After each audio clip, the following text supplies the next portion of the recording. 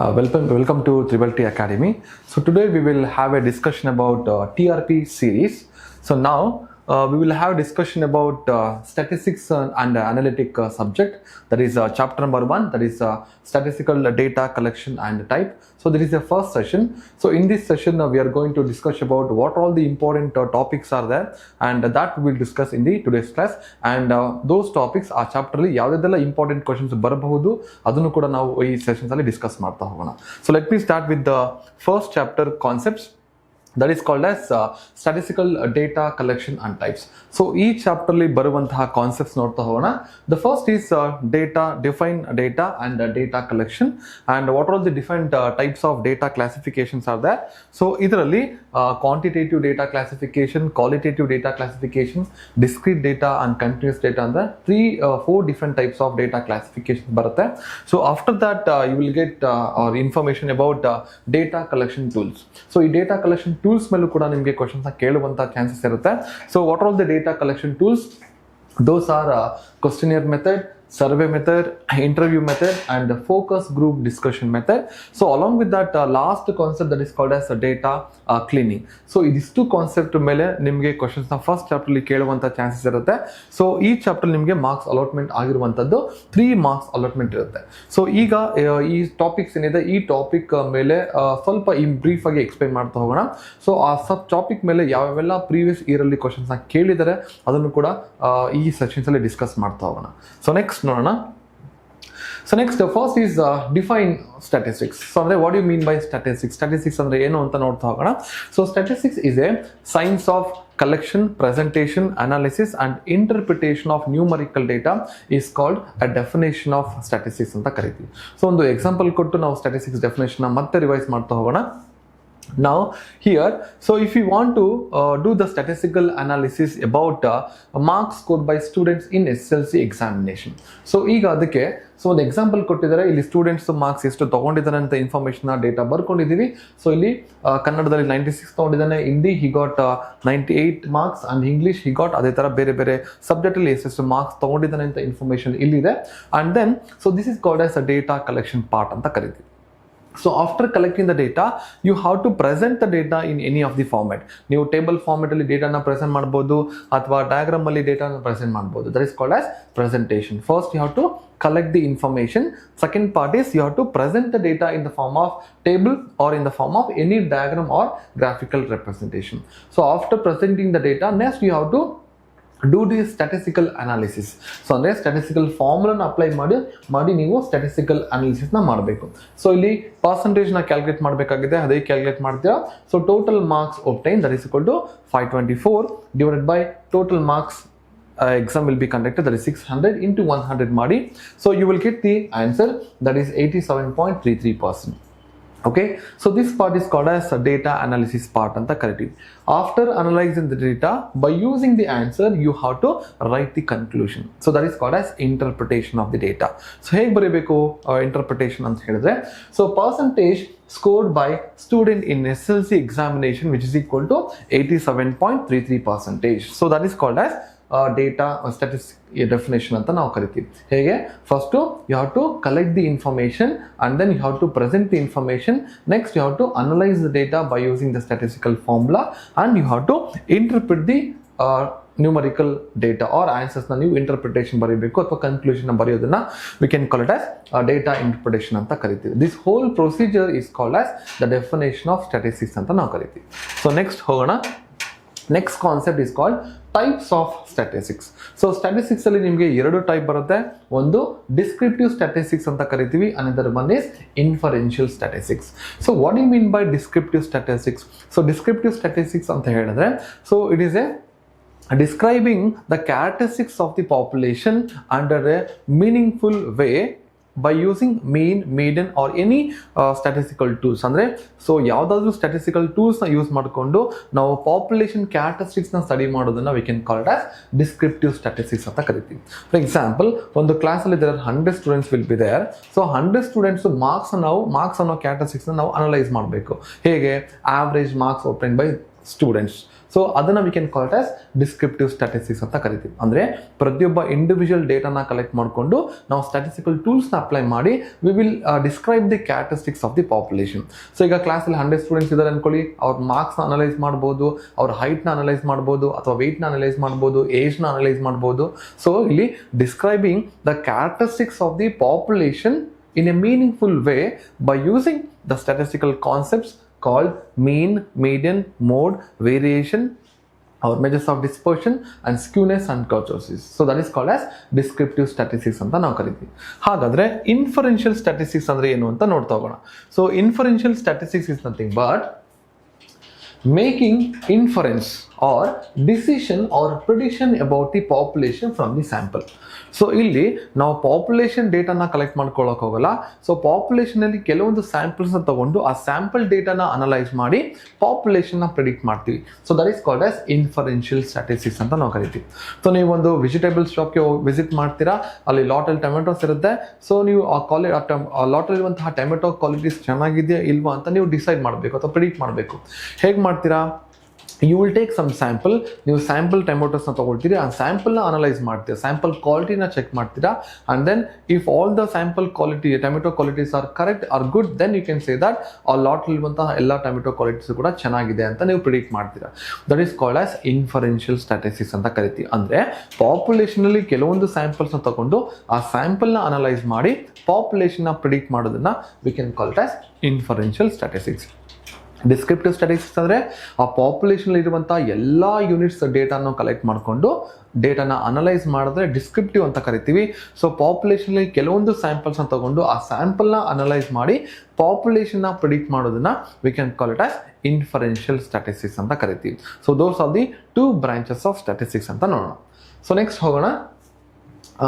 What are the different branches of statistics? Types of statistics ಅಲ್ಲಿ 2 ಬರುತ್ತೆ, ಒಂದು descriptive statistics and inferential statistics. ಇಲ್ಲಿ branches of statistics ಅಲ್ಲಿ 2 part ಬರುತ್ತೆ, ಒಂದು ಸ್ಟ್ಯಾಟಿಸ್ಟಿಕಲ್ ಮೆಥಡ್ಸ್ ಅಂತ, ಇನ್ನೊಂದು ಅಪ್ಲೈಡ್ ಸ್ಟ್ಯಾಟಿಸ್ಟಿಕ್ಸ್. ಹಾಗಾದ್ರೆ ಸ್ಟ್ಯಾಟಿಸ್ಟಿಕಲ್ ಮೆಥಡ್ಸ್ ಅಂದ್ರೆ ಏನು? ಡೆಫಿನೇಷನ್ ನೋಡ್ತಾ ಹೋಗಿ. So it is also called as mathematical statistics or theory of statistics ಅಂತ ನಾವು ಕರಿತೀವಿ. Okay, so it deals with procedure of statistical analysis of numerical data. ಅಂದ್ರೆ ನಂಬರ್ ಫಾರ್ಮೇಟ್ ಅಲ್ಲಿ ಇರುವಂತಹ ಡೇಟಾನ ಅನಲೈಸ್ ಮಾಡುವಂತಹ ಪ್ರೊಸೀಜರ್ನ we can call it as statistical methods ಅಂತ ಕರಿತೀವಿ. ಈಗ ನನ್ನ ಹತ್ರ 10 ಸ್ಟೂಡೆಂಟ್ಸ್ ಮಾರ್ಕ್ಸ್ ಡೇಟಾ ಇರುತ್ತೆ, ಅದು ನಂಬರ್ ಫಾರ್ಮೆಟ್ಲೇ ಇರುತ್ತೆ. ಸೊ ನಂಬರ್ ಫಾರ್ಮೆಟ್ಲಿರುವಂತಹ ಡೇಟಾನ ನಾವು ಆವ್ರೇಜ್ ಅನ್ನೋ ಫಾರ್ಮುಲಾ ಅಪ್ಲೈ ಮಾಡಿ ಡೇಟಾನ ಅನಲೈಸ್ ಮಾಡ್ತೀವಲ್ಲ, that procedure is called as statistical methods ಅಂತ ಕರಿತೀವಿ. I'll repeat once again. So it is deal with the procedure of statistical analysis of numerical data is called as statistical methods ಅಂತ ಕರಿತೀವಿ. ಹಾಗಾದ್ರೆ applied statistics ಅಂದ್ರೆ ಏನು ಅಂತ ನೋಡ್ತಾ ಹೋಗೋಣ. ಸೊ ಅಪ್ಲೈಡ್ ಸ್ಟ್ಯಾಟಿಸ್ಟಿಕ್ಸ್ ಅಂದ್ರೆ it is the application of statistical methods. ಅಂದ್ರೆ ನಾವು ಸ್ಟ್ಯಾಟಿಸ್ಟಿಕ್ಸ್ನ ಎಲ್ಲೆಲ್ಲಿ ಅಪ್ಲೈ ಮಾಡ್ತಾ ಹೋಗ್ತೀವಿ, ಸೊ ಅದಕ್ಕೆ ಒಂದು ನೇಮ್ನ ಕೊಟ್ಟಿರ್ತಾರೆ, that is called as application of statistics ಅಂತ ಕರಿತೀವಿ. ಸೇ ಫಾರ್ ಎಕ್ಸಾಂಪಲ್, ಈಗ ಸ್ಟ್ಯಾಟಿಸ್ಟಿಕ್ಸ್ನ ನಾವು ಎಕನಾಮಿಕ್ಸ್ ಅಲ್ಲಿ ಯೂಸ್ ಮಾಡಿದ್ರೆ ಅದನ್ನ ಎಕನಾಮೆಟ್ರಿಕ್ಸ್ ಅಂತ ನಾವು ಕರಿತೀವಿ. So like that. So that is it is the application of statistical methods is known as applied statistics. Is it clear? There are 2 branches are there. One is statistical methods, another one is applied statistics.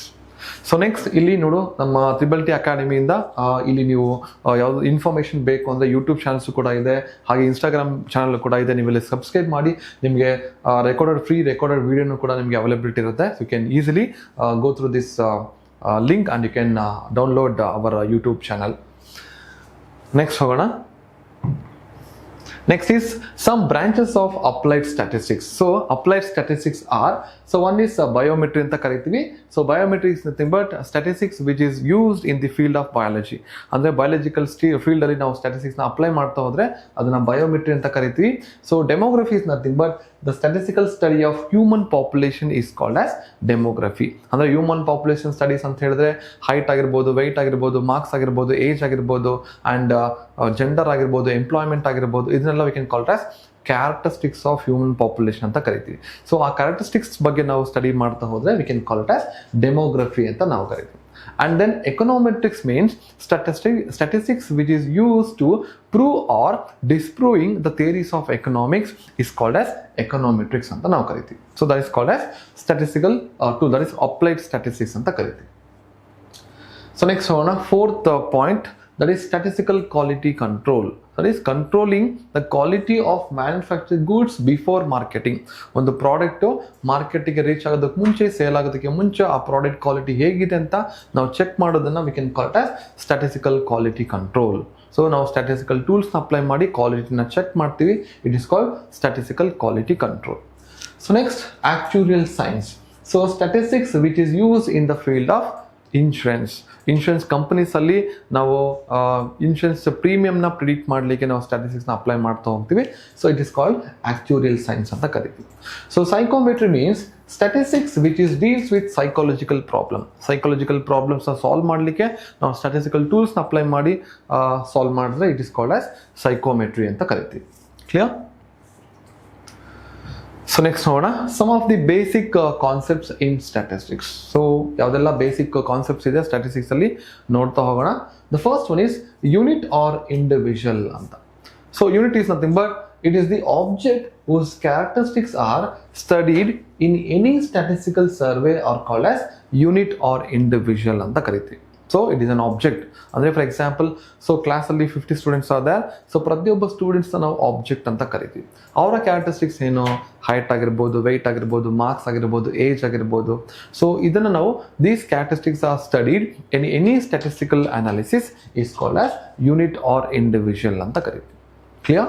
So next, population or universe ಅಂದರೆ ನೋಡ್ತಾ ಹೋಗೋಣ.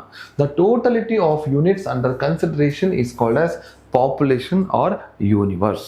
So ಈಗ total number of students in a class, total number of benches in a class room, total number of passengers in a bus, ಇದನ್ನ ನಾವು population ಅಂತ ಕರಿತೀವಿ. The total number of units under consideration is called as population.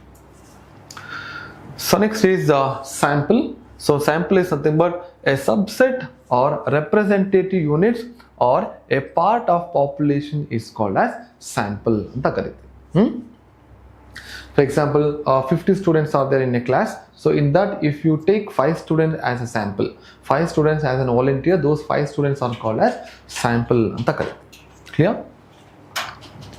Next, in this there are two types of population are there. One is finite population, another one is infinite population. So finite population andre a population which contains finite ಅಥವಾ countable number of units is called as finite population. A population which is not countable ಅಂದ್ರೆ ಆ population ಅಲ್ಲಿ count ಮಾಡಲಿಕ್ಕೆ ಸಾಧ್ಯ ಆಗದೇ ಇರುವಂತಹ units ಇದ್ರೆ infinite population ಅಂತ ನಾವು ಕರಿತೀವಿ. Okay, so that is called finite as well as infinite population. Next is quantitative data. So ಯಾವ ಡೇಟಾನ ಅಥವಾ ಯಾವ ಇನ್ಫಾರ್ಮೇಷನ್ಸ್ ನಾವು ನಂಬರ್ ಫಾರ್ಮೆಟಲ್ಲಿ ಪ್ರೆಸೆಂಟ್ ಮಾಡಬಹುದು ಅದನ್ನು ಕ್ವಾಂಟಿಟೇಟಿವ್ ಡೇಟಾ ಅಂತ ಕರಿತೀವಿ. So numerically measurable data are called as quantitative data. Example ನೋಡಿ, height, weight, age, marks ಇದನ್ನೆಲ್ಲನೂ ಕೂಡ ನಂಬರ್ ಫಾರ್ಮೆಟಲ್ಲಿ ನಾವು ಮೆಷರ್ ಮಾಡ್ಬೋದು, ನಂಬರ್ ಫಾರ್ಮೆಟಲ್ಲಿ ಬರೀಬಹುದು. It is called as quantitative data ಅಂತ ಕರಿತೀವಿ. Next is qualitative data. The data which are not numerically measurable. So ಯಾವ ಡೇಟಾನ ನಂಬರ್ ಫಾರ್ಮೆಟಲ್ಲಿ ಮೆಜರ್ ಮಾಡಲಿಕ್ಕೆ ಸಾಧ್ಯ ಇಲ್ವೋ ಅದನ್ನು ಕ್ವಾಲಿಟೇಟಿವ್ ಡೇಟಾ ಅಂತ ಕರಿತೀವಿ. ಸಿ ಎಕ್ಸಾಂಪಲ್ಸ್ ನೋಡಿ, skin colour, high colour, feelings, emotions, gender, blood group. So ಇದನ್ನು ನಾವು ನಂಬರ್ ಫಾರ್ಮೆಟಲ್ಲಿ ಮೆಜರ್ ಮಾಡಲಿಕ್ಕೆ ಸಾಧ್ಯ ಇಲ್ಲ, ಹಾಗಾಗಿ ಅದನ್ನು ಕ್ವಾಲಿಟೇಟಿವ್ ಡೇಟಾ ಅಂತ ಕರಿತೀವಿ. ಸೊ ನೆಕ್ಸ್ಟ್, ನಿಮ್ಮ DCT ಎಕ್ಸಾಮ್ನಲ್ಲಿ 2023 ಸೊ ನಿಮ್ಮ ಕ್ವಾಂಟಿಟೇಟಿವ್ ಡೇಟಾ ಮತ್ತು ಕ್ವಾಲಿಟೇಟಿವ್ ಡೇಟಾ ಮೇಲೆ ಕ್ವಶನ್ನ ಕೇಳಿದ್ದಾರೆ, ನೋಡ್ತಾ ಹೋಗೋಣ. So in 2023 question number 21 dash is an example for quantitative data. So quantitative ಡೇಟಾಗೆ ಒಂದು ಎಕ್ಸಾಂಪಲ್ನ ಕೊಟ್ಟಿದ್ದಾರೆ. ಸೊ ಇಲ್ಲಿ ವಾಲ್ಯೂಮ್ ಅಂತ ಇದೆ, ವಾಲ್ಯೂಮ್ನ ನಾವು ನಂಬರ್ ಫಾರ್ಮೆಟಲ್ಲಿ ಮೆಷರ್ ಮಾಡಬಹುದು. ಆ್ಯಂಡ್ ವರ್ಡ್ ಅಂತ ಇದೆ. So word we cannot measure in the form of number. Symbol ನಾವು ನಂಬರಲ್ಲಿ ಮೆಷರ್ ಮಾಡೋಕ್ಕಾಗಲ್ಲ, ಕಲರ್ಸ್ನು ಕೂಡ ನಂಬರಲ್ಲಿ ಮೆಷರ್ ಮಾಡೋಕ್ಕಾಗಲ್ಲ. therefore so volume is called as quantitative data. therefore option A, volume is the right answer. Clear? So ಅದೇ ಥರ next 2024 ಕೂಡ qualitative data ಮೇಲೆ ಕ್ವಶನ್ನ ಕೇಳಿದ್ದಾರೆ. So that is 2024 and question number 72. So dash is the example of qualitative data. So qualitative data means the data which cannot be numerically measurable ಅಲ್ವಾ. So ಯಾವುದೋ ಟೆಂಪ್ರೇಚರ್ನ ನಾವು ನಂಬರ್ ಫಾರ್ಮೆಟಲ್ಲಿ ಮೆಷರ್ ಮಾಡಬಹುದು, that is not called as qualitative data. Ability of students, price and area, ನೋಡಿ ಪ್ರೈಸ್ನು ಕೂಡ ನಾವು ನಂಬರ್ ಫಾರ್ಮೆಟಲ್ಲಿ ಮೆಷರ್ ಮಾಡ್ಬೋದು, ಏರಿಯಾನು ಕೂಡ ನಂಬರ್ ಫಾರ್ಮೆಟಲ್ಲಿ ಮೆಷರ್ ಮಾಡ್ಬೋದು. ಆದರೆ ಎಬಿಲಿಟಿ ಆಫ್ ಸ್ಟೂಡೆಂಟ್ಸ್ನ ನಾವು ನಂಬರ್ ಫಾರ್ಮೆಟಲ್ಲಿ ಮೆಷರ್ ಮಾಡಲಿಕ್ಕೆ ಸಾಧ್ಯ ಇಲ್ಲ. ಈಸ್ ಎ ಗುಡ್ ಬ್ಯಾಡ್ ಅಂತ ಹೇಳೋದು we cannot identify, but we cannot measure in the form of numbers. So therefore ability of student is called as qualitative data ಅಂತ ಕರಿತೀವಿ. Okay, therefore option B is the right answer. So next ನಮ್ಮ triple academy ಏನು application ಇದೆ, so ಈ ಅಪ್ಲಿಕೇಶನ್ಸ್ನ ನೀವು ಮೊಬೈಲಲ್ಲಿ, ಟ್ಯಾಬಲ್ಲಿ ಅಥವಾ laptop ಅಥವಾ ಪಿ ಸಿಯಲ್ಲೂ ಕೂಡ ಈ ಅಪ್ಲಿಕೇಶನ್ನ ನಾವು ಆಕ್ಸೆಸ್ ಮಾಡ್ಬೋದು.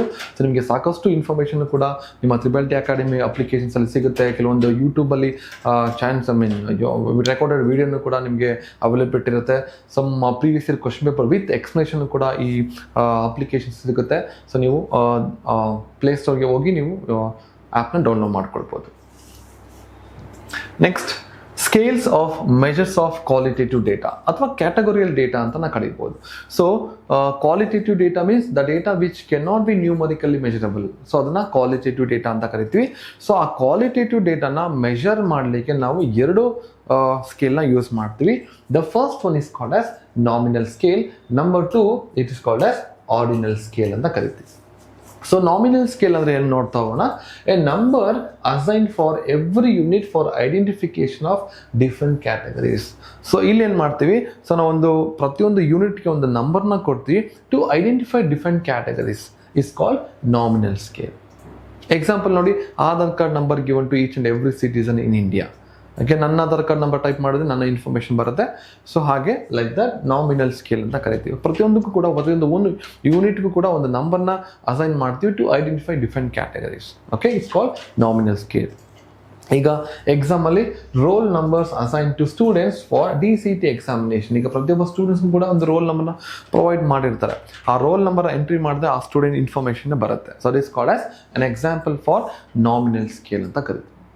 ಹಾಗೆ ಆರ್ಡಿನಲ್ ಸ್ಕೇಲ್ ಅಂತ ಕರಿತೀವಿ. Ordinal scale means numbers are assign to observation that should be in either ascending or descending order according to their quality. ಅಂದರೆ the quality of the product ಮೇಲೆ ನಾವು ನಂಬರ್ನ ಕೊಡ್ತೀವಿ, ಆ ನಂಬರು ಅಸೆಂಡಿಂಗ್ ಅಥವಾ ಡಿಸೆಂಡಿಂಗ್ ಆರ್ಡ್ರಲ್ಲಿ ಇರುತ್ತೆ. That is called as ordinal scale ಅಂತ ಕರಿತೀವಿ. ಈಗ ಒಂದು ಯಾವುದೋ ಒಂದು ಗ್ರೋಸರಿ ಶಾಪ್ಗೆ ವಿಸಿಟ್ ಮಾಡ್ತೀರಾ, ಸೊ ಅಲ್ಲಿ ಡಿಫ್ರೆಂಟ್ ಕ್ವಾಲಿಟಿ ಆಫ್ ರೈಸಸ್ ಇರುತ್ತೆ. So first quality, second quality, third quality ಅಂತ 1, 2, 3 ಅಂತ ಆರ್ಡ್ರಲ್ಲಿ ಮೆನ್ಷನ್ ಮಾಡಿರ್ತಾರೆ. So based on what? Based on the quality of the rice is called as ordinal scale ಅಂತ ಕರಿತೀವಿ. Clear? So next, variable. Next definition, variable, a quantitative characteristics which changes from one individual to another individual is called as variable. So quantitative characteristics are a number formatally measure ಮಾಡುವಂತ characteristics. For example, ಈಗ height of first student is different, height of second student, height of third student are different. It is called as variable. ಅದೇ ಥರ weight of different students. So ಒಬ್ಬ first student weight ಬೇರೆ ಇರುತ್ತೆ, second student weight ಬೇರೆ, third student weight ಬೇರೆ ಇರುತ್ತೆ. So therefore it is called as variable. ಅಂದರೆ a quantitative characteristics which changes from one individual to another individual is called as variable ಅಂತ ಕರಿತೀವಿ. So example for variable, height, weight of students in this class is called as example for variables ಅಂತ ಕರಿತೀವಿ. So ಅದೇ ಥರ attribute ಅಂತ ನೋಡೋಣ. A qualitative characteristics. So qualitative characteristics which changes from one individual to another individual is called as attribute ಅಂತ ಕರಿತೀವಿ. So what are the qualitative attribute examples ನೋಡಿ? Skin color of students in a class, eye color of members in a family, feelings, emotions, ಇದನ್ನೆಲ್ಲ ನಾವು examples of attribute ಅಂತ ಕರಿತೀವಿ. So ಇದು ಒಬ್ಬ ಸ್ಟೂಡೆಂಟಿಂದ ಇನ್ನೊಬ್ಬ ಸ್ಟೂಡೆಂಟ್ಗೆ ಅಥವಾ ಒಂದು ಇಂಡಿವಿಜುವಲಿಂದ ಇನ್ನೊಂದು ಇಂಡಿವಿಜುವಲ್ಗೆ ವೇರಿಯೇಷನ್ ಆಗ್ತಾ ಇರುತ್ತೆ, ಚೇಂಜಸ್ ಆಗ್ತಾ ಇರುತ್ತೆ. ಇಟ್ ಇಸ್ ಕಾಲ್ಡ್ ಆಟ್ರಿಬ್ಯೂಟ್ ಅಂತ ಕರಿತೀವಿ. ಸೊ ನೆಕ್ಸ್ಟ್ ನೋಡೋಣ, discrete variable and continuous variable. So what is discrete? A variable which assumes fixed values. ಯಾವ ವೇರಿಯಬಲ್ ವ್ಯಾಲ್ಯೂಸ್ನ ನಾವು ಫಿಕ್ಸ್ಡ್ ನಂಬರ್ಲಿ ಹೇಳ್ಬೋದೋ ಅದನ್ನು ಡಿಸ್ಕ್ರೀಟ್ ವೇರಿಯಬಲ್ ಅಂತ ಕರಿತೀವಿ. So total number of benches in a class exact ನಂಬರ್ಲಿ ಹೇಳ್ಬೋದು, total number of cars in a parking lot exact ನಂಬರಲ್ಲಿ ಹೇಳ್ಬೋದು, total number of students in a class exact ನಂಬರಲ್ಲಿ ಹೇಳ್ಬೋದು ಅಥವಾ ಹೋಲ್ ನಂಬರಲ್ಲಿ ರೆಪ್ರೆಸೆಂಟ್ ಮಾಡ್ಬೋದು.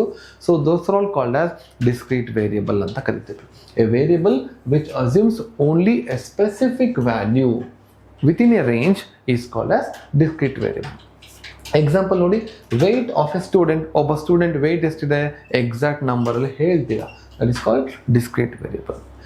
Marks obtain by student is called 85 mark, exact ನಂಬರಲ್ಲಿ ಹೇಳ್ಬೋದು, that is called as discrete variable. Continuous variable means ಯಾವ ವೇರಿಯಬಲ್ ವ್ಯಾಲ್ಯೂಸ್ ನಾವು ಎಕ್ಸಾಕ್ಟ್ ನಂಬರ್ ಹೇಳಲಿಕ್ಕೆ ಸಾಧ್ಯ ಇಲ್ಲ, ಅದನ್ನು ನಾವು ಕ್ಲಾಸ್ ಇಂಟರ್ವಲ್ ರೆಪ್ರೆಸೆಂಟ್ ಮಾಡ್ತೀವೋ ಅದನ್ನು ಕಂಟಿನ್ಯೂಸ್ ವೇರಿಯಬಲ್ ಅಂತ ಕರಿತೀವಿ. So a variable which assumes all the possible values within a given range is called as continuous variable ಅಂತ ಕರಿತೀವಿ. A variable which assumes all the possible values within a range is called as continuous variable. Example ನೋಡಿ, height of students in a class 140 to 180 centimeter. ಯಾವುದೋ ಒಬ್ಬ student minimum height 140 centimetre ಇರುತ್ತೆ and maximum height of the students 180 ಇರುತ್ತೆ. Therefore the height of students in this class is 140 to 180 centimeter. That is called as continuous variable. ಅದೇ ಥರ one more example ನೋಡಿ, weights of students in a class 40 kg to 80 kg. So first minimum weight ಇರುವಂಥ student 40 kg ಇದ್ದಾನೆ and maximum height 80 kg. Therefore the weight of students is 40 to 80 in this classroom. That is called as continuous variable. ಅಂದರೆ ಯಾವ variable ವ್ಯಾಲ್ಯೂನ ನೀವು class interval ಅಲ್ಲಿ represent ಮಾಡ್ತಿರೋ ಅದನ್ನೆಲ್ಲನೂ ಕೂಡ continuous variable ಅಂತ ಕರಿತೀವಿ. ಸೊ ನೆಕ್ಸ್ಟ್ ನೋಡೋಣ. So next is data. So what do you mean by data? So data is called as, it is a collection of facts and figures is called as data anta karithívi. So collection of facts and figures, it is also a tool which helps to understanding the problem by providing information. ಅಂದರೆ ನೀವೇನು provide ಮಾಡಿದ್ದೀರಾ ಆ ಡೇಟಾನ ಇಟ್ಕೊಂಡು ಅಲ್ಲಿ ಏನು problem ಇದೆ ಅಂತ ನಾವು ಈಸಿಯಾಗಿ ಐಡೆಂಟಿಫೈ ಮಾಡ್ಬೋದು. ಫಾರ್ ಎಕ್ಸಾಂಪಲ್, ಸೊ ನಿಮ್ಮ ಮಾರ್ಕ್ಸ್ ಡೇಟಾನ ಯೂಸ್ ಮಾಡಿಕೊಂಡು ಅಥವಾ ಅನಲೈಸ್ ಮಾಡಿ, so what type of students you are below average ಸ್ಟೂಡೆಂಟ್ಸಾ, ಎಬೋ ಅವರೇಜ್ ಸ್ಟೂಡೆಂಟ್ಸಾ ಆ್ಯಂಡ್ ಮೆರಿಟೋರಿಯಸ್ ಸ್ಟೂಡೆಂಟ್ಸ್ ಅಂತ ನಾವು ನಿಮ್ಮ ಮಾರ್ಕ್ಸ್ ಮುಖಾಂತರ ಪ್ರಿಡಿಕ್ಟ್ ಮಾಡ್ಬೋದು. That is called as data. Data is called as, it is a collection of facts. Facts means it is a true information and that should be in the form of numbers is called as figures anta ನಾವು ಕರಿತೀವಿ. So collection of facts and figures is known as data. ಹಾಗಾದ್ರೆ data collection ಅಂದ್ರೆ ಏನು? So data collection is nothing but it is the process of gathering or collecting information for a specific purpose. So ಯಾವುದೋ ಒಂದು ಪರ್ಪಸ್ಗೋಸ್ಕರ ನಾವು ಇನ್ಫಾರ್ಮೇಷನ್ನ collect ಮಾಡೋದನ್ನು ಅಥವಾ gather ಮಾಡೋದನ್ನು we can call it as data collection ಅಂತ ಕರಿತೀವಿ. ಸೊ ಎಕ್ಸಾಂಪಲ್ ನೋಡಿ, the study of unemployment in a city. ಒಂದು ಪರ್ಟಿಕ್ಯುಲರ್ ಸಿಟಿಯಲ್ಲಿ ಎಂಪ್ಲಾಯೀಸ್ ಎಷ್ಟು ಜನ ಇದ್ದಾರೆ, ಅನ್ಎಂಪ್ಲಾಯೀಸ್ ಎಷ್ಟು ಜನ ಇದ್ದಾರೆ ಅಂತ ನಾನು ಸ್ಟಡಿ ಮಾಡಬೇಕು. For that study if I collect the employees and unemployees in the particular city is called as data collection. The study of health condition of people in a city. ಒಂದು ಪರ್ಟಿಕ್ಯುಲರ್ ಸಿಟಿಯಲ್ಲಿ health condition ಹೇಗಿದೆ ಅಂತ ನಾನು information ಅಥವಾ study ಮಾಡಬೇಕು. For that if I collect the that is health condition related information in that particular city is called as data collection. Clear? So next, so in the last year we got these different types of ranks 2025 ಅಲ್ಲಿ ನೋಡಿ ನಮಗೆ first rank ಬಂದಿದೆ and as well as fourth rank, as well as we got 8th rank and as well as 10th rank also we got. So ಈ ವರ್ಷನೂ ಕೂಡ ನಮಗೆ ತುಂಬ ಹೆಚ್ಚು ರ್ಯಾಂಕ್ಸ್ ಬರಬೇಕು. ಫಸ್ಟ್ ರ್ಯಾಂಕ್ಸ್ನ ನಾವು ಪ್ರಿಡಿಕ್ಟ್ ಮಾಡ್ತಾ ಇದ್ವಿ.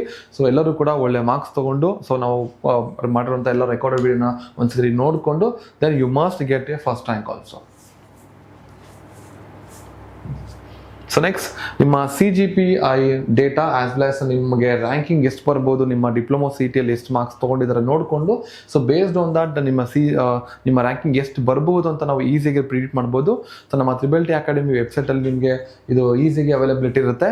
ಸೊ ನೀವು ಇಲ್ಲಿ CGPI ನಿಮ್ಮ ಮಾರ್ಕ್ಸ್ ಡಿಪ್ಲೊಮಾದ ಎಷ್ಟು ಮಾರ್ಕ್ಸ್ ಬಂದಿದೆ ಅಂತ ನೋಡಿಕೊಂಡು ಇಲ್ಲಿ ಎಂಟ್ರಿ ಮಾಡಿ, ಅಲಾಂಗ್ ವಿತ್ ದಟ್ ನಿಮ್ಮ DCTಯಲ್ಲಿ ಎಷ್ಟು ಮಾರ್ಕ್ಸ್ ಬರುತ್ತೆ ಔಟ್ ಆಫ್ 100 ಅದನ್ನು ನೀವು ಇಲ್ಲಿ ಎಂಟ್ರಿ ಮಾಡಿ.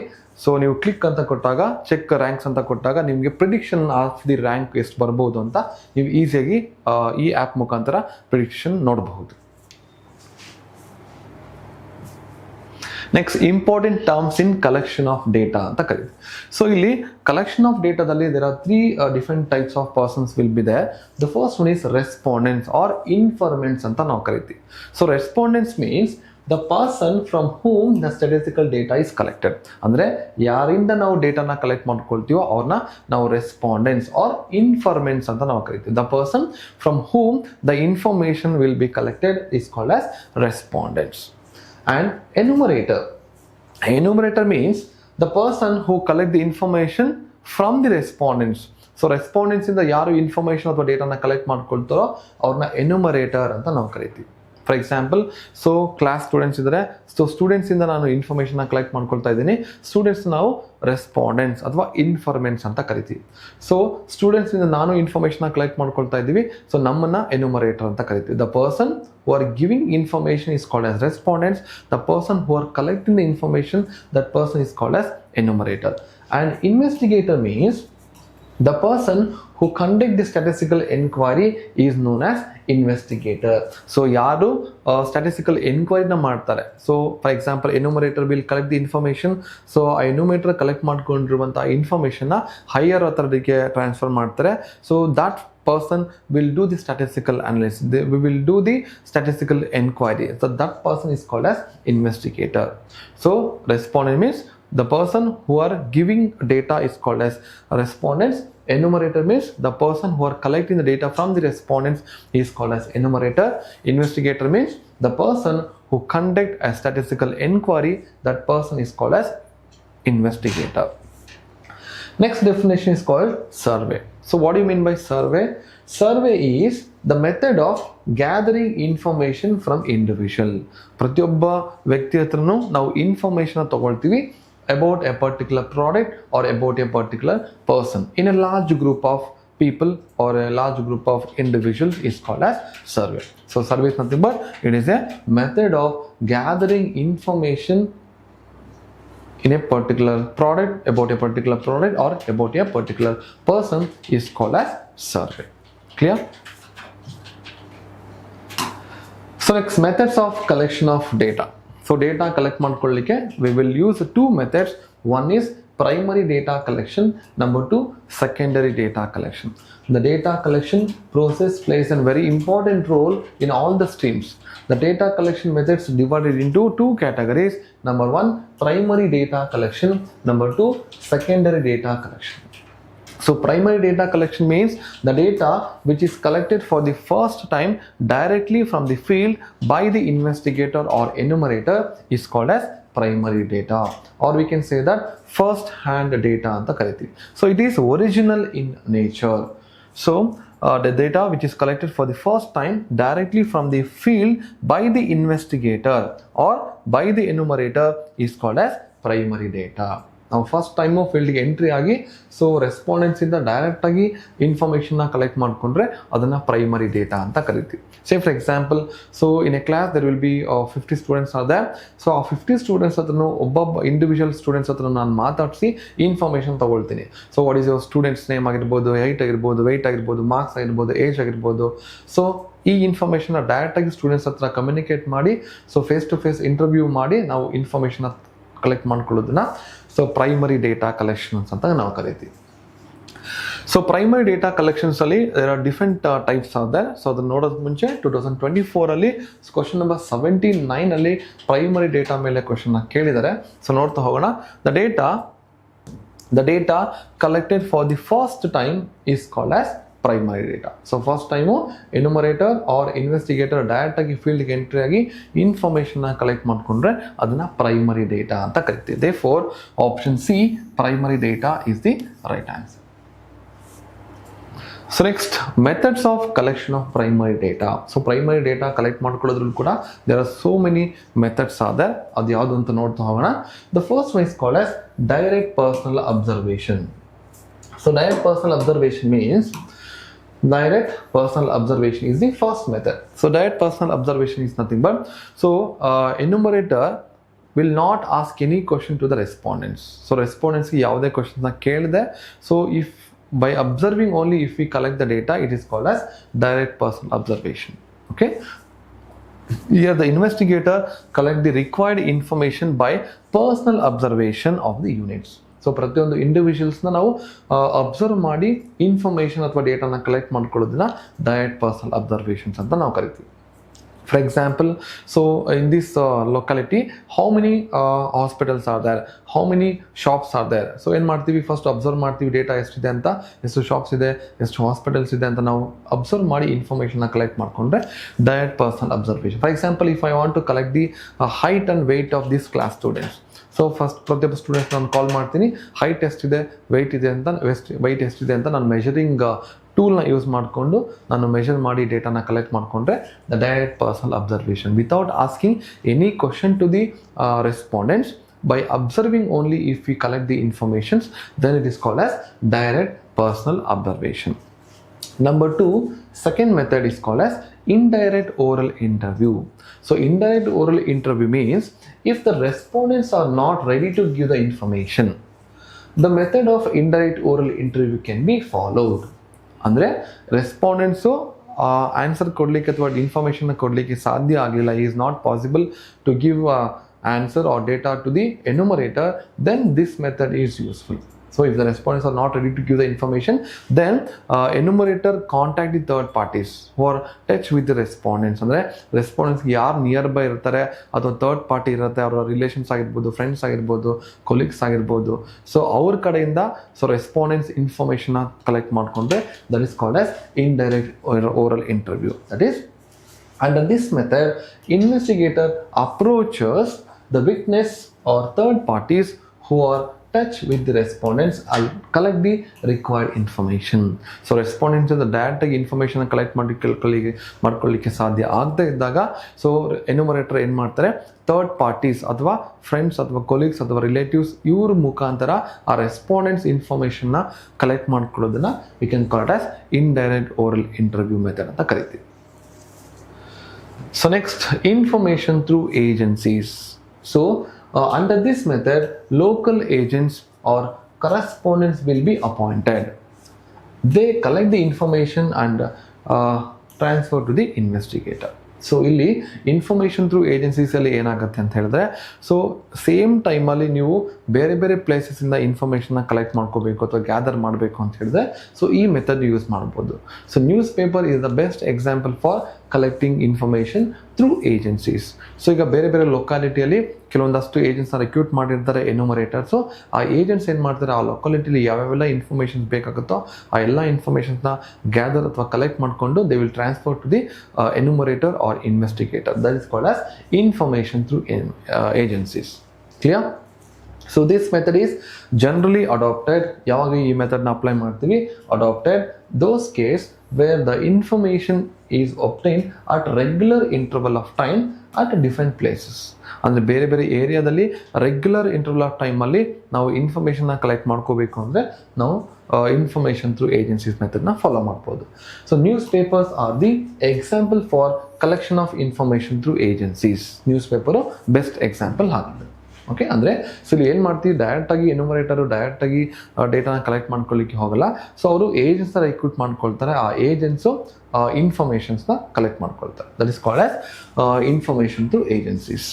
ಈಗ ನ್ಯೂಸ್ ಪೇಪರಲ್ಲಿ ಸ್ಟೇಟ್ ನ್ಯೂಸು, ಸೆಂಟ್ರಲ್ ನ್ಯೂಸು ಅಥವಾ ಇಂಟರ್ನ್ಯಾಷನಲ್ ನ್ಯೂಸ್ ಎಲ್ಲ ಒಂದೇ ಪೇಪರಲ್ಲಿ ಹೇಗೆ ಬರುತ್ತೆ, ಸೊ ಅಲ್ಲಿ ರೆಕ್ರೂಟ್ ಮಾಡ್ಕೊಂಡಿರ್ತಾರೆ ಏಜೆಂಟ್ಸ್ನ. ಆ ಏಜೆಂಟ್ಸು ಸೊ ಆ ಲೊಕಾಲಿಟಿಯಲ್ಲಿರುವಂಥ ಎಲ್ಲ ಇನ್ಫಾರ್ಮೇಷನ್ಸ್ನ ಗ್ಯಾದರ್ ಕಲೆಕ್ಟ್ ಮಾಡಿಕೊಂಡು then they will transfer to the enumerator. Okay, that is called as information through agencies. Next, mailed questionnaire. So mailed questionnaire ಅಂದ್ರೆ ಏನು? So first if the respondents are very far from the investigator, ಅಂದರೆ investigator ಅಥವಾ ಎನ್ಯುಮರೇಟರಿಂದ ದೂರ ಇದ್ದರೆ respondents, ನಾವು ಈ ಮೆಥಡ್ನ ಅಪ್ಲೈ ಮಾಡ್ಬೋದು.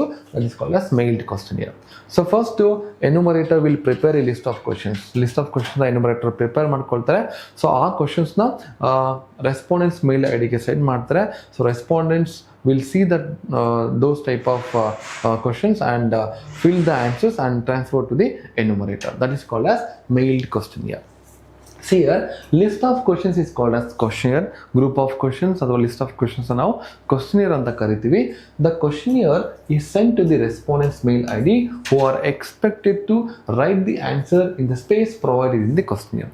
So question ಅಲ್ಲಿ ಎಲ್ಲಿ ಸ್ಪೇಸ್ನ ಪ್ರೊವೈಡ್ ಮಾಡಿರ್ತಾರೆ ಆ ಸ್ಪೇಸಲ್ಲಿ ಆನ್ಸರ್ನ ರೆಸ್ಪಾಂಡೆಂಟ್ಸು ಫಿಲ್ ಮಾಡಿ they will send to the respondents enumerators mail I D.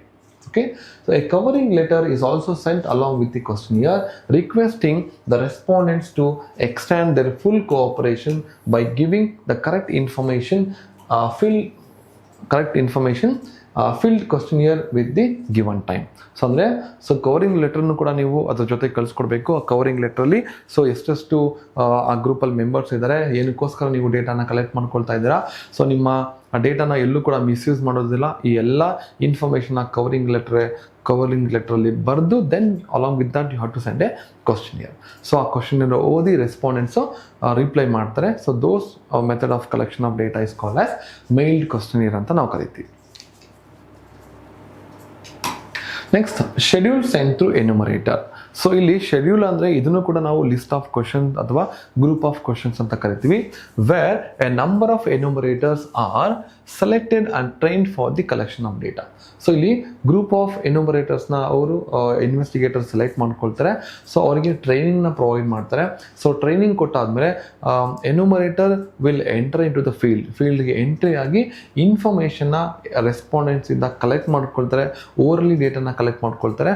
So orally ಕೊಡುವಂತಹ ರೆಸ್ಪಾಂಡೆಂಟ್ಸ್ ಇನ್ಫಾರ್ಮೇಷನ್ನ enumerator will fill the data. That is called as schedule sent to enumerator ಅಂತ ಕರಿತೀವಿ. So that is the enumerator contact the respondents ನ contact ಮಾಡ್ತಾರೆ. So collect and record the required information. So respondents ಹತ್ರ ಇನ್ಫಾರ್ಮೇಷನ್ನ collect ಮಾಡ್ಕೊಳ್ತಾರೆ. ಅವರು ಕೊಟ್ಟಂತಹ ಇನ್ಫಾರ್ಮೇಷನ್ನ enumerator will record.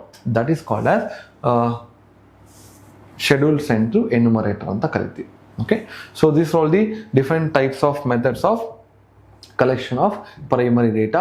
So one is direct personal observation, number 2 indirect oral interview, number 3 information through agencies, number 4 mailed questionnaire, number 5 schedule sent through enumerator. So next ಹೋಗೋಣ secondary data. So what do you mean by secondary data? The data which is collected for the second time. ಅಂದರೆ ಯಾರೋ already collect ಮಾಡ್ಕೊಂಡಿರುವಂತಹ ಇನ್ಫಾರ್ಮೇಷನ್ನ so enumerator or investigator ಆ ಡೇಟಾನ ತಗೊಂಡ್ರೆ that is called as secondary data, or we can say that second hand data ಅಂತ ಕರಿತೀವಿ. That is the secondary data. It is the data which has been already collected and analysed by the investigator is called secondary data. So ಹಾಗಾದರೆ what are all the sources of secondary data? So sources of secondary ಡೇಟಾದಲ್ಲಿ ಒಂದು published source ಅಂತ ಬರುತ್ತೆ, ಇನ್ನೊಂದು unpublished source. So published source is nothing but so ಯಾವ ಸೋರ್ಸಿಂದ ಇನ್ಫಾರ್ಮೇಷನ್ನ ಫ್ರೀಯಾಗಿ ಯಾರು ಬೇಕಾದರೂ ತಗೊಳ್ಬೋದು ಅಂತಹ ಸೋರ್ಸಸ್ನ ನಾವು ಪಬ್ಲಿಷ್ಡ್ ಸೋರ್ಸ್ ಅಂತ ನಾವು ಕರಿತೀವಿ. ಫಾರ್ ಎಕ್ಸಾಂಪಲ್ ಜರ್ನಲ್ಸ್ ಆಗಿರ್ಬೋದು, ಬುಕ್ಸ್ ಆಗಿರ್ಬೋದು, ಮ್ಯಾಗ್ಝಿನ್ಸ್ ಆಗಿರ್ಬೋದು, ಪೀರಿಯಾಡಿಕಲ್ಸ್ ಆಗಿರ್ಬೋದು, ನ್ಯೂಸ್ ಪೇಪರ್ಸ್ ಆಗಿರ್ಬೋದು, ಇದನ್ನೆಲ್ಲ ನಾವು published source of collection of data ಅಂತ ಕರಿತೀವಿ. ಅನ್ಪಬ್ಲಿಷ್ಡ್ ಸೋರ್ಸ್ ಅಂದರೆ ಸೊ ಯಾವ ಸೋರ್ಸಿಂದ ನೀವು ಡೇಟಾನ ಕಲೆಕ್ಟ್ ಮಾಡ್ಕೊಳ್ತೀರೋ ಆ ಸೋರ್ಸಲ್ಲಿ ಡೇಟಾ ಸೆಕ್ಯೂರ್ಡ್ ಆಗಿರುತ್ತೆ, ಸೇವ್ ಆಗಿರುತ್ತೆ, ಆ ಡೇಟಾ ಯಾರಿಗೂ ಕೂಡ ಫ್ರೀಯಾಗಿ ಸಿಗೋದಿಲ್ಲ, ಅದನ್ನು ಅನ್ಪಬ್ಲಿಷ್ಡ್ ಸೋರ್ಸ್ ಅಂತ ಕರಿತೀವಿ. For example record maintain by tribal academy institution about the students. ಈಗ ಸ್ಟೂಡೆಂಟ್ಸ್ ಡೇಟಾ ಎಲ್ಲರಿಗೂ ಸಿಗಲ್ಲ, ಅದು ಸ್ಟೋರ್ ಆಗಿರುತ್ತೆ, ರೆಕಾರ್ಡ್ ಆಗಿರುತ್ತೆ. So that is called as unpublished source ಅಂತ ಕರಿತೀವಿ. Record maintain by government offices ಆಗಿರ್ಬೋದು, record maintain by hospitals, government hospitals ಆಗಿರ್ಬೋದು, ಅಥವಾ record maintain by research scholar ಆಗಿರ್ಬೋದು, ಇದನ್ನೆಲ್ಲ ನಾವು ಅನ್ಪಬ್ಲಿಷ್ಡ್ ಸೋರ್ಸ್ ಅಂತ ಕರಿತೀವಿ. ಯಾವ ಸೋರ್ಸಿಂದ ಇನ್ಫಾರ್ಮೇಷನ್ ಅಥವಾ ಡೇಟಾ ಈಸಿಯಾಗಿ ಫ್ರೀಯಾಗಿ ಎಲ್ಲರಿಗೂ ಸಿಗುತ್ತೋ ಅದನ್ನು ಪಬ್ಲಿಷ್ಡ್ ಸೋರ್ಸ್ ಅಂತ ಕರಿತೀವಿ. ಸೊ ಯಾವ ಸೋರ್ಸಿಂದ ಇನ್ಫಾರ್ಮೇಷನ್ನು ಡೇಟಾ ಸ್ಟೋರ್ ಆಗಿರುತ್ತೆ, ಅದು ಸೆಕ್ಯೂರ್ಡ್ ಆಗಿರುತ್ತೋ ಅಂತಹ ಸೋರ್ಸನ್ನ ಅನ್ಪಬ್ಲಿಷ್ಡ್ ಸೋರ್ಸ್ ಅಂತ ಕರಿತೀವಿ. ಎಕ್ಸಾಂಪಲ್ ನೋಡಿ, record maintain at government offices, election office, hospitals etcetera, ಇದನ್ನು ಅನ್ಪಬ್ಲಿಷ್ಡ್ ಸೋರ್ಸ್ ಅಂತ ಕರಿತೀವಿ. So these are the 2 different sources of secondary data. So next ಇಲ್ಲಿ ಸೆಕೆಂಡರಿ ಡೇಟಾ ಅಥವಾ ಪ್ರೈಮರಿ ಡೇಟಾ ಮೇಲೆ ಒಂದು ಕ್ವಶನ್ ಕೇಳಿದರೆ, ಕ್ವಶನ್ ನಂಬರ್ 73, ದಟ್ ಈಸ್ 2024 ಕೇಳಿರುವಂತಹ questions. That is direct personal observation is a method of collection of. ಇದು ಯಾವ ಮೆಥಡಲ್ಲಿ ಬರುತ್ತೆ? ಡೈರೆಕ್ಟ್ ಪರ್ಸನಲ್ ಅಬ್ಸರ್ವೇಷನ್ಸ್ ಬರುವಂಥದ್ದು methods of collection of primary ಡೇಟಾದಲ್ಲಿ ಬರುತ್ತೆ. Therefore option B, it is a primary data collection. Clear? Yes. Next data classification. So data classifications ಅಲ್ಲಿ so what you mean by data classification ಅಂತ ನೋಡ್ತಾ ಹೋಗೋಣ.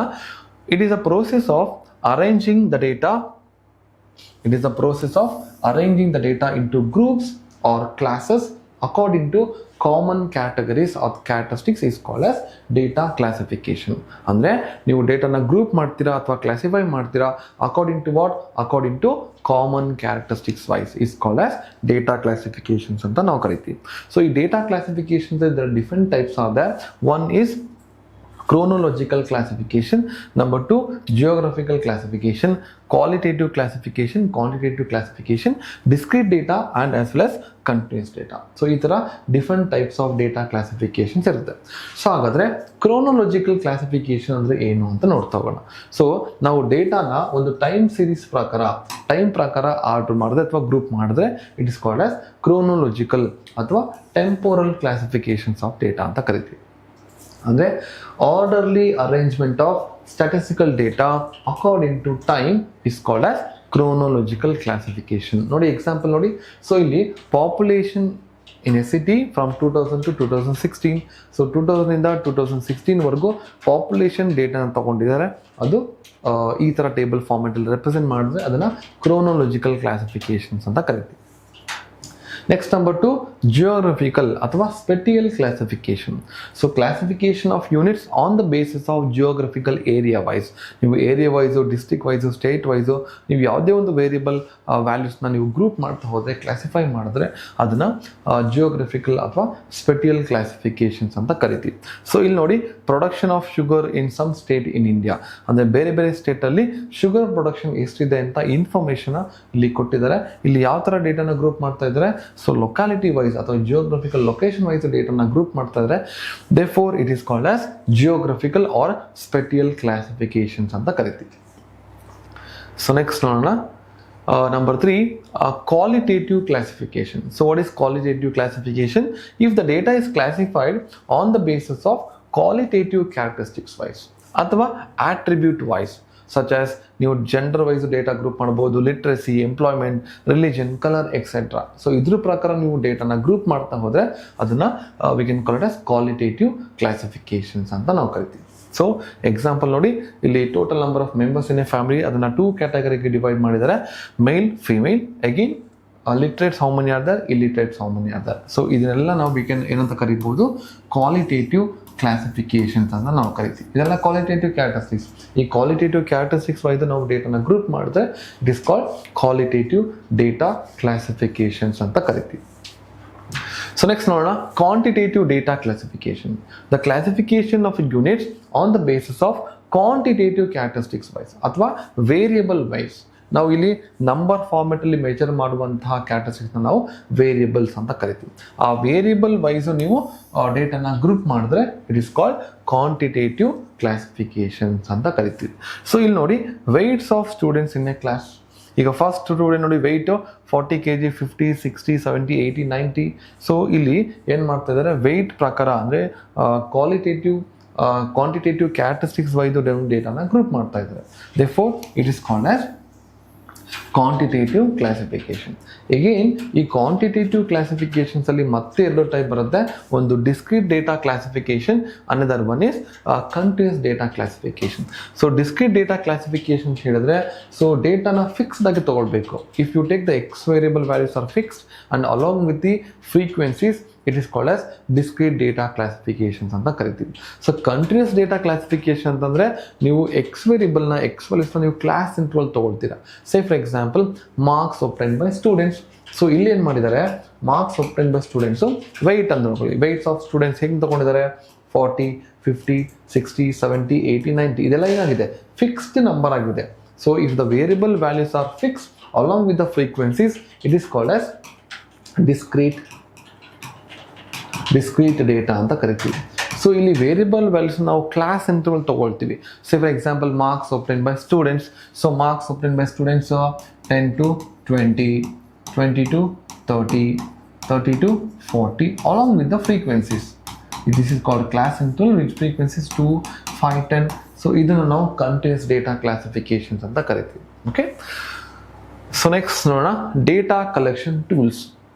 ಈಗ data collect ಮಾಡ್ಕೋಬೇಕಾದ್ರೆ there are very important tools are there. So ಅದರಲ್ಲಿ questionnaire method ಅಂತ ಕರಿತೀವಿ, survey method, interview method and focus group discussion method. ಈ 4 ಮೆಥಡ್ನ ನಾವು ಡೇಟಾ ಕಲೆಕ್ಷನ್ ಟೂಲ್ಸ್ ಅಂತ ನಾವು ಕರಿತೀವಿ. So questionnaire method we have already discuss. What you mean by questionnaire method ಅಂತ?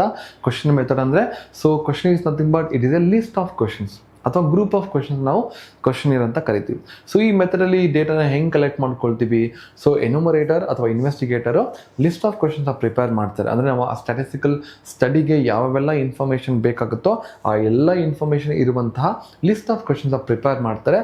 So ಆ ಕ್ವಶನ್ಸ್ನ ರೆಸ್ಪಾಂಡೆಂಟ್ಸ್ ಮೇಲ್ ಐಡಿಗೆ ಸೆಂಡ್ ಮಾಡಿ, ಸೊ ಆ ಮೇಲ್ ಐಡಿನ ಓಪನ್ ಮಾಡಿ, ಅವರು ಮೇಲ್ನ ಓಪನ್ ಮಾಡಿ ಅಲ್ಲಿ ಕೇಳಿರುವಂಥ ಎಲ್ಲ ಕ್ವಶನ್ಸ್ಗೆ ರೆಸ್ಪಾಂಡೆಂಟ್ಸು ಆನ್ಸರ್ ಮಾಡಿ ಆ ಆನ್ಸರ್ಸ್ನ ಎನ್ಯುಮರೇಟರ್ಸ್ ಮೇಲ್ ಐಡಿಗೆ ಟ್ರಾನ್ಸ್ಫರ್ ಮಾಡ್ತಾರೆ. So this method of data collection is called as questionnaire method ಅಂತ ಕರಿತೀವಿ. ಕ್ಲಿಯರ್? ಸೊ ದಟ್ ಈಸ್ ಈ ಕ್ವಶನಲ್ಲಿ ಅಂದರೆ we can call it as data classifications ಅಲ್ಲಿ ಒಂದು ಕ್ವಶನ್ ಕೇಳಿದರೆ. So 2023 question number 23 dash is not a data collection tools. So data collection tools ಬರುವಂಥದ್ದು questionnaire method, survey method, interview method, focus group discussion method. So ಇಲ್ಲಿ ನೋಡಿ dash is not a data collection tools ಅಂತ ಕೊಟ್ಟಿದ್ದಾರೆ. Not a data collection tools ಯಾವ್ದು ಅಲ್ಲ ಅಂತ ನೋಡಿ. ವರ್ಡಲ್ಲಿ ನಾವು ಡೇಟಾ ಕಲೆಕ್ಟ್ ಮಾಡ್ಕೊಳ್ಳಿಕ್ಕೆ ಸಾಧ್ಯ ಇಲ್ಲ. ಫೋಕಸ್ ಗ್ರೂಪ್ ಡಿಸ್ಕಷನಲ್ಲಿ ಡೇಟಾ ಕಲೆಕ್ಟ್ ಮಾಡ್ಕೊಳ್ಬೋದು, ಸರ್ವೆ ಮೆಥಡ್ ಯೂಸ್ ಮಾಡಿಕೊಂಡು ಡೇಟಾ ಕಲೆಕ್ಟ್ ಮಾಡ್ಕೊಳ್ಬೋದು, ಆ್ಯಂಡ್ ಕ್ವಶ್ನಿಯರ್ ಮೆಥಡ್ ಯೂಸ್ ಮಾಡಿಕೊಂಡು ಕೂಡ ಡೇಟಾ ಕಲೆಕ್ಟ್ ಮಾಡ್ಕೊಳ್ಬೋದು. So word is not A method of data collection tools. Therefore, option A, word is not a data collection tool. Option A is the correct answer for this question. Data collection ಮೇಲೆ ನಮಗೆ ಕ್ವಶನ್ನ ಕೇಳಿದರೆ next we will start with questionnaire method. So ಇವಾಗ ಏನು ಹೇಳಿದೆ, ಆ ಕ್ವಶ್ನಿಯರ್ ಮೆಥಡ್ನ ಹೇಗೆ follow ಮಾಡಿ ಡೇಟಾ ಕಲೆಕ್ಟ್ ಮಾಡ್ಕೊಳ್ಬೇಕು ಅಂತ ಪ್ರೊಸೀಜರ್ಗಳಿದೆ. ಸೊ ಕ್ವಶ್ನಿಯರ್ ಮೆಥಡ್ ಅಂದರೆ a list of questions where the answers are filled by the respondents. Questionnaire is a list of questions where the answers are filled by the respondents and these answers are the required information for the investigation. Okay, the questionnaire is sent to the respondents who are expected to write the answer space provided in the questionnaire. A questionnaire will be sent respondents mail ID and a covering letter is also sent along with the respondents requesting to the respondent to fill the correct information and return within a given time. So this method of data collection is called as questionnaire method ಅಂತ ನಾವು ಕರಿತೀವಿ. So ಹಾಗಾದರೆ what are all the rules you have to follow while drafting a questionnaire? ನೀವು question ಪೇಪರ್ನ prepare ಮಾಡಬೇಕಾದ್ರೆ ಯಾವ್ಯಾವ rules and ರೆಗ್ಯುಲೇಷನ್ಸ್ನ follow ಮಾಡಬೇಕು ಅಂತ ನೋಡ್ತಾ ಹೋಗೋಣ. ದ ಫಸ್ಟ್ ಒನ್ ನೋಡಿ, the number of questions should be less as possible. ಎಷ್ಟು ಕಡಿಮೆ ಆಗುತ್ತೋ ಅಷ್ಟು ಕ್ವಶನ್ಸ್ನ ನೀವು ಕಡಿಮೆ ಕ್ವಶನ್ಸ್ನ ಕೇಳಬೇಕಾಗುತ್ತೆ. Next number 2, the question should be simple to understand. ಈಸಿಗೆ ಅರ್ಥ ಆಗುವಂಥ ಕ್ವಶನ್ಸ್ನ ನೀವು ಕೇಳಬೇಕಾಗುತ್ತೆ. And question should be arranged logically. Okay, ಅಂದರೆ ನೀವು ಕ್ವಶನ್ನ ಫ್ರೇಮ್ ಮಾಡಬೇಕಾದ್ರೆ ಸಮ್ ಲಾಜಿಕಲ್ ಆರ್ಡ್ರಲ್ಲಿ ನಿಮ್ಮ ಕ್ವಶನ್ನ ಪ್ರಿಪೇರ್ ಮಾಡಿರಬೇಕು. Answers to the question should be yes or not type. ಅಂದರೆ ನೀವು ಶಾರ್ಟ್ಕಟ್ ಆನ್ಸರ್ ಮಾಡುವಂಥ ಕ್ವಶನ್ಸ್ನ ನಿಮ್ಮ ಕ್ವಶನಿರಲ್ಲಿ ಇನ್ಕ್ಲೂಡ್ ಮಾಡಿರಬೇಕು. And as far as possible questions regarding personal matter should be avoided. So ಕೆಲವೊಂದು ಪರ್ಸನಲ್ ಮ್ಯಾಟರ್ ಕೇಳುವಂಥ ಕ್ವಶನ್ಸ್ನ ನೀವು ಆ ಕ್ವಶನ್ ಪೇಪರಲ್ಲಿ ಇನ್ಕ್ಲೂಡ್ ಮಾಡಿರಬಾರ್ದು. And questions which required mathematical calculation should be avoided. So ಯಾವ ಕ್ವಶನ್ಸ್ಗೆ ಮ್ಯಾಥಮೆಟಿಕಲ್ ಕ್ಯಾಲ್ಕುಲೇಷನ್ಸ್ ಇರುತ್ತೋ ಆ ಮ್ಯಾಥಮೆಟಿಕಲ್ ಕ್ಯಾಲ್ಕುಲೇಷನ್ಸ್ ಇರುವಂತಹ ಕ್ವಶನ್ಸ್ನ ನೀವು ಫ್ರೇಮ್ ಮಾಡಬಾರ್ದು ಅಂತ ಇದೆ. And next, questions should also assure that information supplied will be kept confidential and shall not be repeated and shall not be misused. So ಅಂದರೆ ನೀವು ಪ್ರೊವೈಡ್ ಮಾಡಿರೋ ಇನ್ಫಾರ್ಮೇಷನ್ ಕಾನ್ಫಿಡೆನ್ಷಿಯಲ್ ಆಗಿರುತ್ತೆ ಆ್ಯಂಡ್ ಆ ಡೇಟಾನ ಎಲ್ಲೂ ಕೂಡ ಮಿಸ್ಯೂಸ್ ಮಾಡೋದಿಲ್ಲ ಅಂತ ಒಂದು ಅಶ್ಯೂರೆನ್ಸ್ ಜೊತೆ ನೀವು ಕ್ವಶನ್ ಪೇಪರ್ನ ಪ್ರಿಪೇರ್ ಮಾಡಬೇಕಾಗುತ್ತೆ. So these are all the basic rules and regulation that we have to follow while framing a questionnaire. So ಇದ್ರ ಬೇಸ್ ಮೇಲೂ ಕೂಡ ನಿಮಗೆ ಕ್ವಶನ್ಸ್ನ ಕೇಳುವಂಥ ಚಾನ್ಸಸ್ ಇರುತ್ತೆ. 2024 ಈ ರೂಲ್ಸ್ ಫಾರ್ ಡ್ರಾಫ್ಟಿಂಗ್ಗೆ ಕ್ವಶ್ನಿಯರ್ ಮೇಲೆ ಕ್ವಶನ್ನ ಕೇಳಿದ್ದಾರೆ. ಸೊ ಅದು ನೋಡ್ತಾ ಹೋಗೋಣ. So here, which one of the following is not essential for good questionnaire? ಒಂದು ಕ್ವಶನ್ನ ಪ್ರಿಪೇರ್ ಮಾಡಬೇಕಾದ್ರೆ ಯಾವುದು ಎಸೆನ್ಷಿಯಲ್ ಅಲ್ಲ ಅಂತ ಕೇಳಿದ್ದಾರೆ. ಸೊ ನೋಡಿ, ಲಾಜಿಕಲಿ ಅರೇಂಜ್ಡ್. ನಾವು ಡೇಟಾ ಕ್ವಶನ್ನ ಪ್ರಿಪೇರ್ ಮಾಡಬೇಕಾದ್ರೆ ಲಾಜಿಕಲಿ ಅರೇಂಜ್ ಆಗಿರಲೇಬೇಕು. ಆ್ಯಂಡ್ ಅವಾಯ್ಡಿಂಗ್ ಪರ್ಸನಲ್ ಕ್ವಶನ್, ಅದನ್ನು ಕೂಡ ರೂಲ್ಸ್ ಫಾರ್ ಡ್ರಾಫ್ಟಿಂಗ್ಗೆ ಕ್ವಶನ್ ಅಂತಲೇ ಕರಿತೀವಿ. And limiting number of questions should be ಲಿಮಿಟೆಡೇ ಇರಬೇಕು ಅಂತ ಹೇಳಿದ್ದಾರೆ. That is also rule for ಡ್ರಾಫ್ಟಿಂಗ್ಗೆ questionnaire. And unlimited number of questionnaire ಅಂತ ಕೊಟ್ಟಿದ್ದಾರೆ. ಅಂದರೆ ನೀವು ಕ್ವಶನ್ ಪೇಪರ್ನ ಪ್ರಿಪೇರ್ ಮಾಡಬೇಕಾದ್ರೆ ಎಷ್ಟು ಕ್ವಶನ್ ಬೇಕಾದರೂ ಇನ್ಕ್ಲೂಡ್ ಮಾಡಬಹುದು ಅಂತ ಹೇಳಿದ್ದಾರೆ. They four it is not an essential for preparing A GUST questionnaire. Therefore, option D is not essential of GUST questionnaire. Therefore, option D is the right answer. Clear? So next ಹೋಗೋಣ. ಅದೇ ಥರ question number 21 2025 ಇದೆ.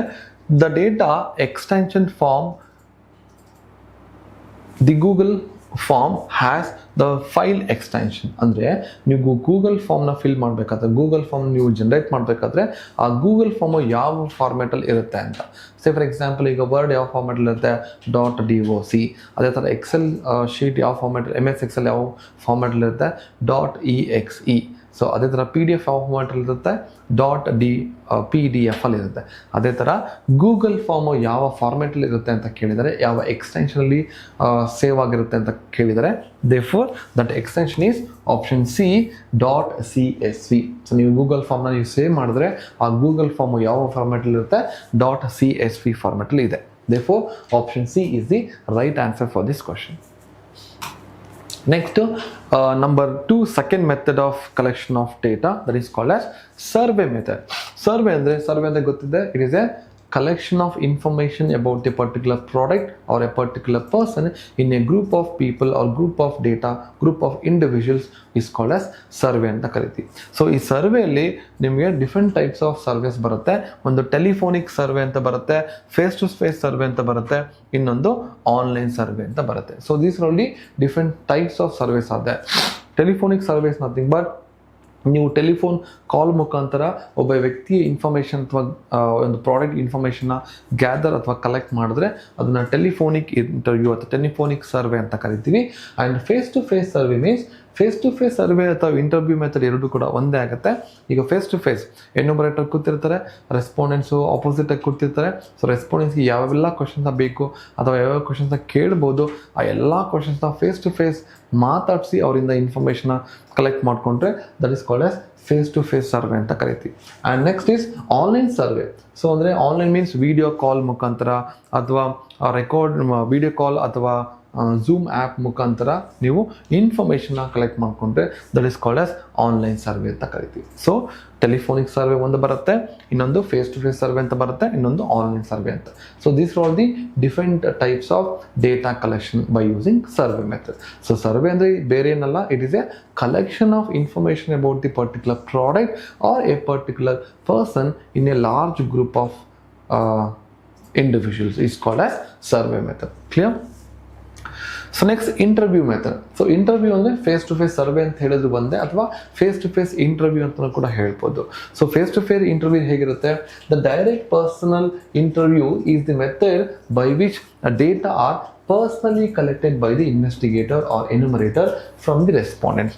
So respondents ಇಂದ direct ಆಗಿ face to face ಮಾತಾಡಿ ಅವರಿಂದ ಇನ್ಫಾರ್ಮೇಷನ್ನ collect ಮಾಡ್ಕೊಳ್ಳೋದನ್ನ we can call as interview method ಅಂತ ಕರಿತೀವಿ. So collecting information from the respondents via interview is much more effective than the other method. ಅಂದರೆ ಬೇರೆ ಮೆಥಡ್ಗೆ ಕಂಪೇರ್ ಮಾಡಿದ್ರೆ ನಾವು ಇಂಟರ್ವ್ಯೂ ಮೆಥಡಲ್ಲಿ ಡೇಟಾ ಕಲೆಕ್ಟ್ ಮಾಡ್ಕೊಂಡಾಗ ಮೋರ್ ಎಫೆಕ್ಟಿವ್ ಆಗಿ ಇರುತ್ತೆ. ಸೊ ಏನಕ್ಕೆ ಅಂದರೆ respondents usually trust the investigator and provide honest and clear information. So respondents ಎದುರುಗಡೆ ಇದ್ದಾಗ ರೆಸ್ಪಾಂಡೆನ್ಸು ಫೇಕಾ ಅಥವಾ ರಿಯಲ್ ಅಂತ ಈಸಿಯಾಗಿ ಗೊತ್ತಾಗುತ್ತೆ. ಹಾಗಾಗಿ ಎನ್ಯುಮರೇಟರ್ ರೆಸ್ಪಾಂಡೆನ್ಸು ಈಸಿಯಾಗಿ ಇನ್ಫಾರ್ಮೇಷನ್ನ ಕರೆಕ್ಟಾಗಿ ಕೊಡುವಂಥ ಚಾನ್ಸಸ್ ಇರುತ್ತೆ. ಹಾಗಾಗಿ so interview method will give more accurate data collection as compared to any other method. So that is called as interview method ಅಂತ ಕರಿತೀವಿ. ಸೊ ಈ ಇಂಟರ್ವ್ಯೂ ಮೆಥಡಲ್ಲಿ ಏನಾಗುತ್ತೆ, ಎನ್ಯುಮರೇಟರ್ ಮತ್ತು ರೆಸ್ಪಾಂಡೆನ್ಸ್ ಎದುರುಗಡೆ ಕೂತ್ಕೊಳ್ತಾರೆ. ಸೊ ಎನ್ಯುಮರೇಟರ್ ಯಾವೆಲ್ಲ ಡೇಟಾ ಇನ್ಫಾರ್ಮೇಷನ್ನ ಕಲೆಕ್ಟ್ ಮಾಡ್ಕೋಬೇಕು ರೆಸ್ಪಾಂಡೆನ್ಸ್ ಹತ್ರ, ಆ ಎಲ್ಲ ಇನ್ಫಾರ್ಮೇಷನ್ನ ಕ್ವಶನ್ನ ಕೇಳೋದ್ರ ಮುಖಾಂತರ ಡೇಟಾ ಕಲೆಕ್ಟ್ ಮಾಡಿಕೊಂಡ್ರೆ that is called as interview method ಅಂತ ಕರಿತೀವಿ. ನೆಕ್ಸ್ಟ್ ಈಸ್ ಕ್ವಶನ್ ನಂಬರ್ 2024 ಅಲ್ಲಿ ಕ್ವಶನ್ ನಂಬರ್ 68 ನೋಡಿ. Which one of the following is not a type of interview. So ಇದರಲ್ಲಿ ಯಾವುದು ಇಂಟರ್ವ್ಯೂ ಮೆಥಡ್ ಅಲ್ಲ ಅಂತ ಕೇಳಿದ್ದಾರೆ ನೋಡಿ. First one is unstructured interview ಅಂತ ಇದೆ, ನಂಬರ್ 2 ಸೆಮಿ ಸ್ಟ್ರಕ್ಚರ್ಡ್ ಇಂಟರ್ವ್ಯೂ ಅಂತ ಇದೆ, ಇನ್ನೊಂದು ಸ್ಟ್ರಕ್ಚರ್ಡ್ ಇಂಟರ್ವ್ಯೂ ಇದೆ. ಈ ಮೂರನ್ನು ಕೂಡ ಟೈಪ್ಸ್ ಆಫ್ ಇಂಟರ್ವ್ಯೂಸ್ ಅಂತ ಕರಿತೀವಿ. ಸೊ ಇಂಟರ್ವ್ಯೂ ಅಲ್ಲಿ ನಾವು ಸ್ಟ್ರಕ್ಚರ್ಡ್ ಇಂಟರ್ವ್ಯೂ ಅಂತ ಹೇಳಿದ್ರೆ, ಈಗ ಯಾರೋ ಒಬ್ಬ ವ್ಯಕ್ತಿಯ ಇಂಟರ್ವ್ಯೂ ನಾವು ಮಾಡಬೇಕಾದ್ರೆ ಸೊ ಅವನ ಬೇಸಿಕ್ ಇನ್ಫಾರ್ಮೇಷನ್ ಫಸ್ಟ್ ಕಲೆಕ್ಟ್ ಮಾಡ್ಕೊಳ್ತೀವಿ, ಆಮೇಲೆ ಅವರ ಎಜುಕೇಷನಲ್ ಇನ್ಫಾರ್ಮೇಷನ್ನ ಕಲೆಕ್ಟ್ ಮಾಡ್ಕೊಳ್ತೀವಿ, ಆ್ಯಂಡ್ ದೆನ್ ಅವರ ಪ್ರೊಫೆಷನಲ್ ಇನ್ಫಾರ್ಮೇಷನ್ನ ಕಲೆಕ್ಟ್ ಮಾಡ್ಕೊಳ್ತೀವಿ. ಸೊ ಅದನ್ನು ನಾವು ಸ್ಟ್ರಕ್ಚರ್ಡ್ ಇಂಟರ್ವ್ಯೂ ಅಂತ ಕರಿತೀವಿ. ಒಂದು ಸಿಸ್ಟಮೆಟಿಕಲ್ ಆರ್ಡರ್ಲಿ ಇನ್ಫಾರ್ಮೇಷನ್ ಅಥವಾ ಡೇಟಾನ ಕಲೆಕ್ಟ್ ಮಾಡ್ಕೊಳ್ಳೋದನ್ನ we can call it as structured interview ಅಂತ ಕರಿತೀವಿ. ಆ್ಯಂಡ್ ಸೆಮಿ ಸ್ಟ್ರಕ್ಚರ್ಡ್ ಅಂದರೆ ಸೊ ಯಾವುದೋ ಒಂದು ಪಾರ್ಟ್, ಈಗ ಅವ್ರ ಪರ್ಸನಲ್ ಇನ್ಫಾರ್ಮೇಷನ್ನ ನಾವು ಇಂಟರ್ವ್ಯೂ ಮಾಡಿ ಡೇಟಾ ಕಲೆಕ್ಟ್ ಮಾಡಿಕೊಂಡ್ರೆ ಸೆಮಿ ಸ್ಟ್ರಕ್ಚರ್. ಯಾವುದೋ ಒಂದು ಪರ್ಟಿಕ್ಯುಲರ್ ಪಾರ್ಟ್ ಇನ್ಫಾರ್ಮೇಷನ್ನ ಕಲೆಕ್ಟ್ ಮಾಡ್ಕೊಳ್ತೀವಿ. ಐದರ್ ನೀವು ಪರ್ಸನಲ್ ಇನ್ಫಾರ್ಮೇಷನ್ನ ಕಲೆಕ್ಟ್ ಮಾಡ್ಕೊಳ್ಬೋದು, ಅಥವಾ ಪ್ರೊಫೆಷನಲ್ ಇನ್ಫಾರ್ಮೇಷನ್ ಕಲೆಕ್ಟ್ ಮಾಡ್ಕೊಳ್ಬೋದು, ಅಥವಾ ಅವನ ಎಜುಕೇಷನ್ ಇನ್ಫಾರ್ಮೇಷನ್ನ ಕಲೆಕ್ಟ್ ಮಾಡಿಕೊಂಡ್ರೆ that is called as semi structured interview ಅಂತ ಕರಿತೀವಿ. ಅದೇ ಥರ ಅನ್ಸ್ಟ್ರಕ್ಚರ್ಡ್ ಮೀನ್ಸ್ ನೀವು ಇನ್ಫಾರ್ಮೇಷನ್ ಅಥವಾ ಇಂಟರ್ವ್ಯೂ ಮಾಡಬೇಕಾದ್ರೆ, ನೀವು ಕ್ವಶನ್ನ ಕೇಳಬೇಕಾದ್ರೆ ಸೊ ಯಾವೆಲ್ಲ ಅಂದರೆ ಅನ್ಸ್ಟ್ರಕ್ಚರ್ಡ್ ಅಂದರೆ ಸಿಸ್ಟಮೆಟಿಕಲ್ ಆರ್ಡರ್ ಅಲ್ಲದೆ ನೀವು ಅನ್ಫಾರ್ಮೇಟೆಡ್ ಆಗಿ ಡೇಟಾ ಕಲೆಕ್ಟ್ ಮಾಡ್ಕೊಳ್ತೀರಾ. ಫಾರ್ ಎಕ್ಸಾಂಪಲ್, ಫಸ್ಟ್ ಅವ್ನ ನೇಮ್ ಕೇಳ್ತೀರಾ, ಆಮೇಲೆ ಪ್ರೊಫೆಷನ್ ರಿಲೇಟೆಡ್ ಕ್ವಶನ್ಸ್ ಕೇಳ್ತೀರಾ, ಆಮೇಲೆ ಎಜುಕೇಷನ್ ರಿಲೇಟೆಡ್ ಕ್ವಶನ್ಸ್ ಕೇಳ್ತೀರಾ, ಅಥವಾ ಅವನ ಬೇಸಿಕ್ ಅಥವಾ ಅವನ ಪರ್ಸನಲ್ ಇನ್ಫಾರ್ಮೇಷನ್ಸ ಕೇಳ್ತೀರಾ. ಈ ಥರ ಒಂದು ಸ್ಟ್ರಕ್ಚರ್ ಫಾರ್ಮೇಟಲ್ಲಿ ಇನ್ಫಾರ್ಮೇಷನ್ನ ಕಲೆಕ್ಟ್ ಮಾಡ್ಕೊಳ್ತಾ ಇದ್ದರೆ, ಸೊ ರ್ಯಾಂಡಮ್ ಆಗಿ ನೀವು ಕ್ವಶನ್ನ ಕೇಳ್ತಾ ಹೋದರೆ ಅದನ್ನು ಅನ್ಸ್ಟ್ರಕ್ಚರ್ಡ್ ಮೆಥಡ್ ಆಫ್ ಇಂಟರ್ವ್ಯೂ ಅಂತ ಕರಿತೀವಿ. ಸೊ ಈಗ ನೀವು ಯಾವುದೊಂದು ಕಂಪ್ನಿಗೆ ವಿಸಿಟ್ ಮಾಡಿದಾಗ ಕಂಪ್ನಿಯಲ್ಲಿ ಇಂಟರ್ವ್ಯೂ ನಡೀತಾ ಇರುತ್ತೆ. ಸೊ ಆ ಇಂಟರ್ವ್ಯೂಲಿ ಅವ್ರು ಯಾವ ಟೈಪ್ ಆಫ್ ಕ್ವಶನ್ಸ್ ಕೂಡ ಕೇಳ್ಬೋದು. ಪರ್ಸನಲ್ ಇನ್ಫಾರ್ಮೇಷನ್ ಕೇಳ್ಬೋದು, ಪ್ರೀವಿಯಸ್ ಎಕ್ಸ್ಪೀರಿಯನ್ಸ್ ಬಗ್ಗೆ ಕೇಳ್ಬೋದು, ನೆಕ್ಸ್ಟ್ ಫ್ಯೂಚರ್ ಬಗ್ಗೆ ಕೇಳ್ಬೋದು. ಸೊ ಇದನ್ನು ನಾವು unstructured interview method of data collections ಅಂತ ಕರಿತೀವಿ. ಆದರೆ ಆಡಿಯೋ ರೆಕಾರ್ಡಿಂಗ್ ಏನಿದೆ, ಈ ಆಡಿಯೋ ರೆಕಾರ್ಡಿಂಗ್ನ ನಾವು ಮೆಥಡ್ ಆಫ್ ಇಂಟರ್ವ್ಯೂ ಅಂತ ಕರೀಲಿಕ್ಕೆ ಸಾಧ್ಯ ಇಲ್ಲ. Therefore option C is not a type of interview ಅಂತ ಕರಿತೀವಿ. So therefore option C is a right answer. Clear? So next, focus group discussion. So focus group discussion ಅಂತ ಹೇಳಿದ್ರೆ, so if you want to tell about a particular product, ಅಂದರೆ ಯಾವುದೋ ಒಂದು particular product ಬಗ್ಗೆ, ಅಥವಾ ಯಾವುದೋ ಒಂದು ಕಂಪನಿಯಲ್ಲಿ ಹೊಸ ಪ್ರಾಡಕ್ಟ್ನ ಲಾಂಚ್ ಆಗಬೇಕಾದ್ರೆ, ಅಥವಾ ಯಾವುದೋ ಒಂದು ಪ್ರಾಬ್ಲಮ್ಗೆ ಮಲ್ಟಿಪಲ್ ನಂಬರ್ ಆಫ್ ಸೊಲ್ಯೂಷನ್ಸ್ ಬೇಕು ಅಂದರೆ ನಾವು ಫೋಕಸ್ ಗ್ರೂಪ್ ಡಿಸ್ಕಷನ್ ಮೆಥಡ್ನ ಅಪ್ಲೈ ಮಾಡ್ತೀವಿ. ಸೊ ಇಲ್ಲಿ ಏನಾಗುತ್ತೆ, ಸೊ ಒಬ್ಬ ಟೀಮ್ ಲೀಡರ್ ಇರ್ತಾರೆ, ಆ ಲೀಡರು 4 to 5 ಮೆಂಬರ್ಸ್ ಒಂದು ಗ್ರೂಪ್ ಮಾಡ್ಕೊಳ್ತಾರೆ. ಸೊ ಆ ಗ್ರೂಪಲ್ಲಿ ಸೊ ಆ ಟೀಮಲ್ಲಿರುವಂಥ ಎಲ್ಲ ವ್ಯಕ್ತಿಗಳು ಒಂದೇ ಪ್ರಾಬ್ಲಮ್ನ ಡಿಸ್ಕಸ್ ಮಾಡ್ತಾ ಹೋಗ್ತಾರೆ. ಆ ಪ್ರಾಬ್ಲಮ್ ಹೇಗೆ ಬರುತ್ತೆ, ಆ ಪ್ರಾಬ್ಲಮ್ಗೆ ಯಾವ್ಯಾವೆಲ್ಲ ಸೊಲ್ಯೂಷನ್ಸ್ನ ನಾವು ಪಡ್ಕೊಳ್ಬೋದು ಅನ್ನೋದ್ರ ಬಗ್ಗೆ ಗ್ರೂಪಲ್ಲಿ ಡಿಸ್ಕಸ್ ಮಾಡ್ತಾ ಹೋಗ್ತಾರೆ. ಆ ಗ್ರೂಪಲ್ಲಿ ಬರುವಂಥ ಆನ್ಸರ್ಸ್ ಅಥವಾ ಸೊಲ್ಯೂಷನ್ಸ್ ಏನಿರುತ್ತೋ ಅದರಲ್ಲಿ ಬೆಸ್ಟ್ ಸೊಲ್ಯೂಷನ್ಸ್ ಯಾವುದು ಅಂತ ಗೊತ್ತಾಗುತ್ತೆ. ಆ ಬೆಸ್ಟ್ ಸೊಲ್ಯೂಷನ್ಸ್ನ ಅವರು ನೋಟ್ ಮಾಡ್ಕೊಳ್ತಾ ಹೋಗ್ತಾರೆ. So like that the information will be collected. It is called as focus group discussions ಅಂತ ನಾವು ಕರಿತೀವಿ. ಈಗ ಒಂದು ಪರ್ಟಿಕ್ಯುಲರ್ ಲೊಕಾಲಿಟಿಯಲ್ಲಿ ಲಾಸ್ಟ್ 5 ಡೇಸಿಂದ ಒಂದು ಕೊರೋನಾ ಡಿಸೀಸ್ ಜಾಸ್ತಿ ಆಗ್ತಿದೆ ಅಂತ ಇನ್ಫಾರ್ಮೇಷನ್ ಗೊತ್ತಾಗುತ್ತೆ. ಸೊ ಆ ಇನ್ಫಾರ್ಮೇಷನ್ಸ್ ಏನು ಮಾಡ್ತಾ ಹೋಗ್ತಾರೆ, ಆ ಪರ್ಟಿಕ್ಯುಲರ್ ಲೊಕಾಲಿಟಿ ಇರುವಂತಹ ಲೀಡರ್ಸ್, ಸೊ ಪೊಲಿಟಿಕಲ್ ಲೀಡರ್ ಆಗಿರ್ಬೋದು, ಹಾಸ್ಪಿಟಲ್ ಹೆಡ್ ಆಗಿರ್ಬೋದು, ಎಕ್ಸೆಟ್ರಾ. ಸೊ ಅವರೆಲ್ಲ ಒಂದು ಗ್ರೂಪ್ ಮಾಡಿಕೊಂಡು ಸೊ ಏನಕ್ಕೋಸ್ಕರ ಈ ಕೊರೋನಾ ಡಿಸೀಸ್ ಆಗ್ತಿದೆ ಅಂತ ಇನ್ಫಾರ್ಮೇಷನ್ನ ಗ್ಯಾದರ್ ಮಾಡಿ, so what are all the precautionary measures that we need to take to overcome this problems. So sanitisation ಆಗಿರ್ಬೋದು, ವೇರಿಂಗ್ ಮಾಸ್ಕ್ ಆಗಿರ್ಬೋದು, ಸೋಷಿಯಲ್ ಡಿಸ್ಟೆನ್ಸಿಂಗ್ ಆಗಿರ್ಬೋದು, ಟೇಕಿಂಗ್ ವ್ಯಾಕ್ಸಿನೇಷನ್ ಆಗಿರ್ಬೋದು. ಸೊ ಎಲ್ಲ ರೂಲ್ಸ್ ಆ್ಯಂಡ್ ರೆಗ್ಯುಲೇಷನ್ಸ್ ಫಾಲೋ ಮಾಡಿದ್ರೆ ಆ ಪರ್ಟಿಕ್ಯುಲರ್ ಲೊಕಾಲಿಟಿಯಲ್ಲಿ corona ಡಿಸೀಸ್ನ reduce ಮಾಡ್ಬೋದು ಅಂತ ಹೇಳ್ಬೋದು. ಸೊ ಈ ಥರ ಒಂದು ಗ್ರೂಪಲ್ಲಿ ಡಿಸ್ಕಸ್ ಮಾಡಿ ಇನ್ಫಾರ್ಮೇಷನ್ನ ಕಲೆಕ್ಟ್ ಮಾಡಿಕೊಂಡ್ರೆ that is called as focus group discussions ಅಂತ ನಾವು ಕರಿತೀವಿ. Okay, A focus group discussion is A small group discussion guided by A trained leader. A hosting organization carefully select the group of 6 to 10 people discussing a topic about a new product. Okay, a group shares their feedback, opinion and knowledge. Participants openly share their opinion and free to convince other participants about their opinion. It's called as focus group discussions ಅಂತ ನಾವು ಕರೀತೀವಿ. So next, data cleaning. So what you mean by data cleaning? ಈ concept ಮೇಲೂ ಕೂಡ ನಿಮಗೆ DCETಯಲ್ಲಿ ಒಂದು question ತುಂಬ ಸರಿ ರಿಪೀಟ್ ಆಗಿದೆ. ಇದು ಕೂಡ ತುಂಬ ಇಂಪಾರ್ಟೆಂಟ್ ಟಾಪಿಕ್ ಆಗುತ್ತೆ. ಹಾಗಾದರೆ ಡೇಟಾ ಕ್ಲೀನಿಂಗ್ ಅಂದರೆ ಏನು ಅಂತ ನೋಡ್ತಾಗ, ನೀವು ಯಾವುದೊಂದು ಸ್ಟ್ಯಾಟಿಸ್ಟಿಕಲ್ ಇನ್ಫಾರ್ಮೇಷನ್ನ ಕಲೆಕ್ಟ್ ಮಾಡಿಕೊಂಡ್ರೆ ಸೊ ಆ ಇನ್ಫಾರ್ಮೇಷನ್ಸ್ನ ನಾವು ರಾ ಡೇಟಾ ಅಥವಾ ರಾ ಇನ್ಫಾರ್ಮೇಷನ್ಸ್ ಅಂತ ನಾವು ಕರಿತೀವಿ. ಸೊ ಆ ರಾ ಡೇಟಾನ ಹಾಗೆ ನಾವು ಅನಲೈಸ್ ಮಾಡಲಿಕ್ಕೆ ಸಾಧ್ಯ ಇಲ್ಲ. So you have to clean that particular data. ಈಗ ಯಾವುದೋ ಸಾಂಬಾರು ಅಥವಾ ಅಡುಗೆ ಮಾಡಬೇಕಾಗಿರುತ್ತೆ, ನೀವು ತರಕಾರಿ ಏನು ತೊಗೊಂಬಂದಿದ್ದ ಡೈರೆಕ್ಟಾಗಿ ಅದನ್ನು ಹಾಗೆ ಹಾಕ್ಲಿಕ್ಕೆ ಸಾಧ್ಯ ಇಲ್ಲ. So you will prepare. So wash ಮಾಡ್ತೀರಾ, ನೀಟಾಗಿ ಚಾಪ್ ಮಾಡ್ಕೊಳ್ತೀರಾ, ದೆನ್ 1 by 1 ಇಂಗ್ರೀಡಿಯೆಂಟ್ಸ್ನ ಇಟ್ಕೊಂಡು ಅದನ್ನು ನೀವು ಯೂಸ್ ಮಾಡಿ ಫುಡ್ನ ಪ್ರಿಪೇರ್ ಮಾಡ್ತೀರಾ. ಇಲ್ಲೂ ಕೂಡ ಹಾಗೆ ನೀವು ಡೇಟಾ ಕಲೆಕ್ಟ್ ಮಾಡ್ಕೊಂಡ್ರೆ ಆ ಡೇಟಾನ ಹಾಗೆ ಅನಲೈಸ್ ಮಾಡಲಿಕ್ಕೆ ಸಾಧ್ಯ ಇಲ್ಲ. ಯು ಹ್ಯಾವ್ ಟು ಡೂ ತಮ್ಮ ಪ್ರಿಪ್ರೇಷನ್ ಅಬೌಟ್ ದಿ ಡೇಟಾ. ಅಂದರೆ ಅನ್ವಾಂಟೆಡ್ ಡೇಟಾ ಇರುತ್ತೆ, ಇರ್ಲೆವೆಂಟ್ ಡೇಟಾ ಇರುತ್ತೆ, ಡೂಪ್ಲಿಕೇಟ್ ಡೇಟಾ ಇರುತ್ತೆ. ಆ ಎಲ್ಲ ಡೇಟಾನ ನೀವು ಐಡೆಂಟಿಫೈ ಮಾಡಿ ಅದನ್ನು ರಿಮೂವ್ ಮಾಡಿ ಒಂದು ಸ್ಟ್ರಕ್ಚರ್ಡ್ ಫಾರ್ಮೆಟಲ್ಲಿ ನೀವು ಡೇಟಾನ ಪ್ರೆಸೆಂಟ್ ಮಾಡೋದನ್ನು we can call as data cleaning ಅಂತ ಕರಿತೀವಿ. ಸೊ ನೋಡಿ ಇಲ್ಲಿ ಏನಿದೆ, the data cleaning is the process of preparing a data for statistical analysis by providing or removing or modifying the data. ಯಾವ ಟೈಪ್ ಆಫ್ ಡೇಟಾ ನೀವು remove ಮಾಡಬಹುದು ಅಥವಾ modify ಮಾಡಬಹುದು?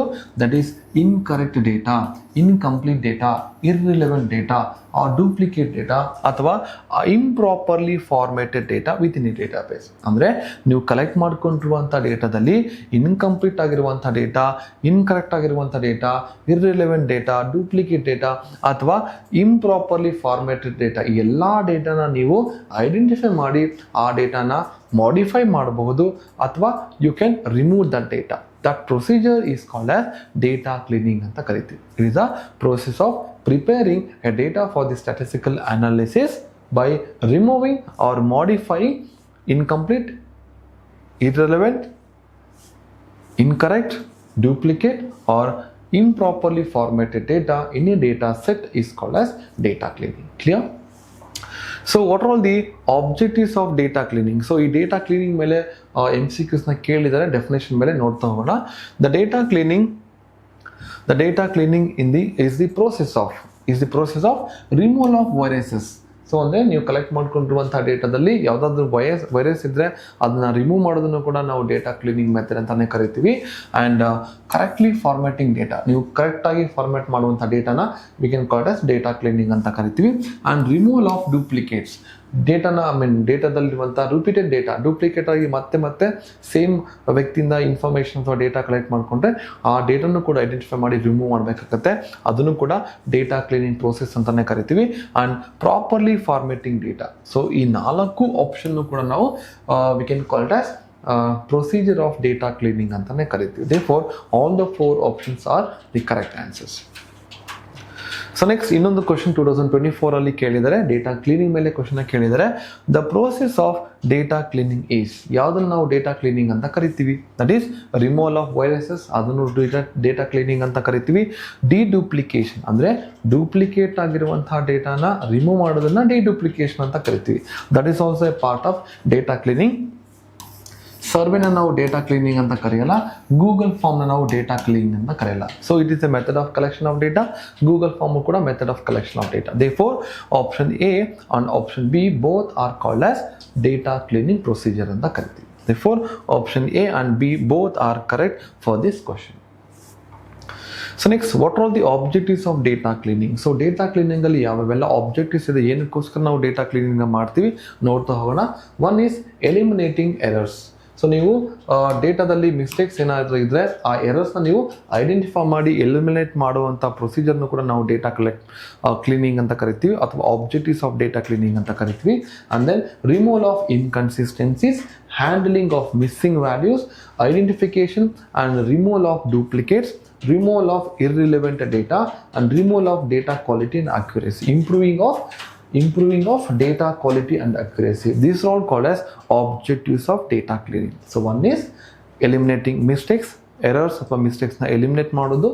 ರಿಮೂವಲ್ ಆಫ್ ಇನ್ಕನ್ಸಿಸ್ಟೆನ್ಸಿ ಅಂದರೆ ಕನ್ಸಿಸ್ಟೆಂಟ್ ಆಗಿ ಡೇಟಾ ಇಲ್ಲ ಅಂದರೆ ಅದನ್ನು ಐಡೆಂಟಿಫೈ ಮಾಡಿ ರಿಮೂವ್ ಮಾಡುವಂಥದ್ದಾಗಿರ್ಬೋದು. ಹ್ಯಾಂಡಲಿಂಗ್ ಮಿಸ್ಸಿಂಗ್ ವ್ಯಾಲ್ಯೂಸ್, ಕೆಲವೊಂದು ಡೇಟಾದಲ್ಲಿ ಡೇಟಾ ಯಾವುದಾದ್ರೂ ಮಿಸ್ ಆಗಿದ್ರೆ ಆ ಮಿಸ್ಸಿಂಗ್ ಡೇಟಾನ ಹೇಗೆ ಹ್ಯಾಂಡಲ್ ಮಾಡಬೇಕು, ಮತ್ತೆ ಆ ವ್ಯಕ್ತಿ ಹತ್ರ ಹೋಗಿ ಇನ್ಫಾರ್ಮೇಷನ್ನ ಕಲೆಕ್ಟ್ ಮಾಡ್ಕೊಳ್ಬೋದು. If it is not possible to get the information that particular person, then you have to remove that data. That is called as handling missing values ಅಂತ ಕರಿತೀವಿ. Next number 3, handling or removing duplicates. ಕೆಲವೊಂದು duplicates data ಮತ್ತು repeated ಆಗಿ ಡೇಟಾನ collect ಮಾಡ್ಕೊಂಡಿದ್ರೆ ಆ ಡೇಟಾನ identify ಮಾಡಿ then you have to remove that data. That is called as deduplication ಅಂತಲೂ ಕೂಡ ಕರಿಬಹುದು. Next 5th option, removing irrelevant data. ನಮ್ಮ ಸ್ಟ್ಯಾಟಿಸ್ಟಿಕಲ್ ಅನಾಲಿಸಿಸ್ಗೆ ಯಾವ ಡೇಟಾ ಬೇಕಾಗಿರೋದಿಲ್ವೋ ಆ ಡೇಟಾನ ಐಡೆಂಟಿಫೈ ಮಾಡಿ if you want to remove the data, that is called as removal of irrelevant data ಅಂತ ಕರಿತೀವಿ.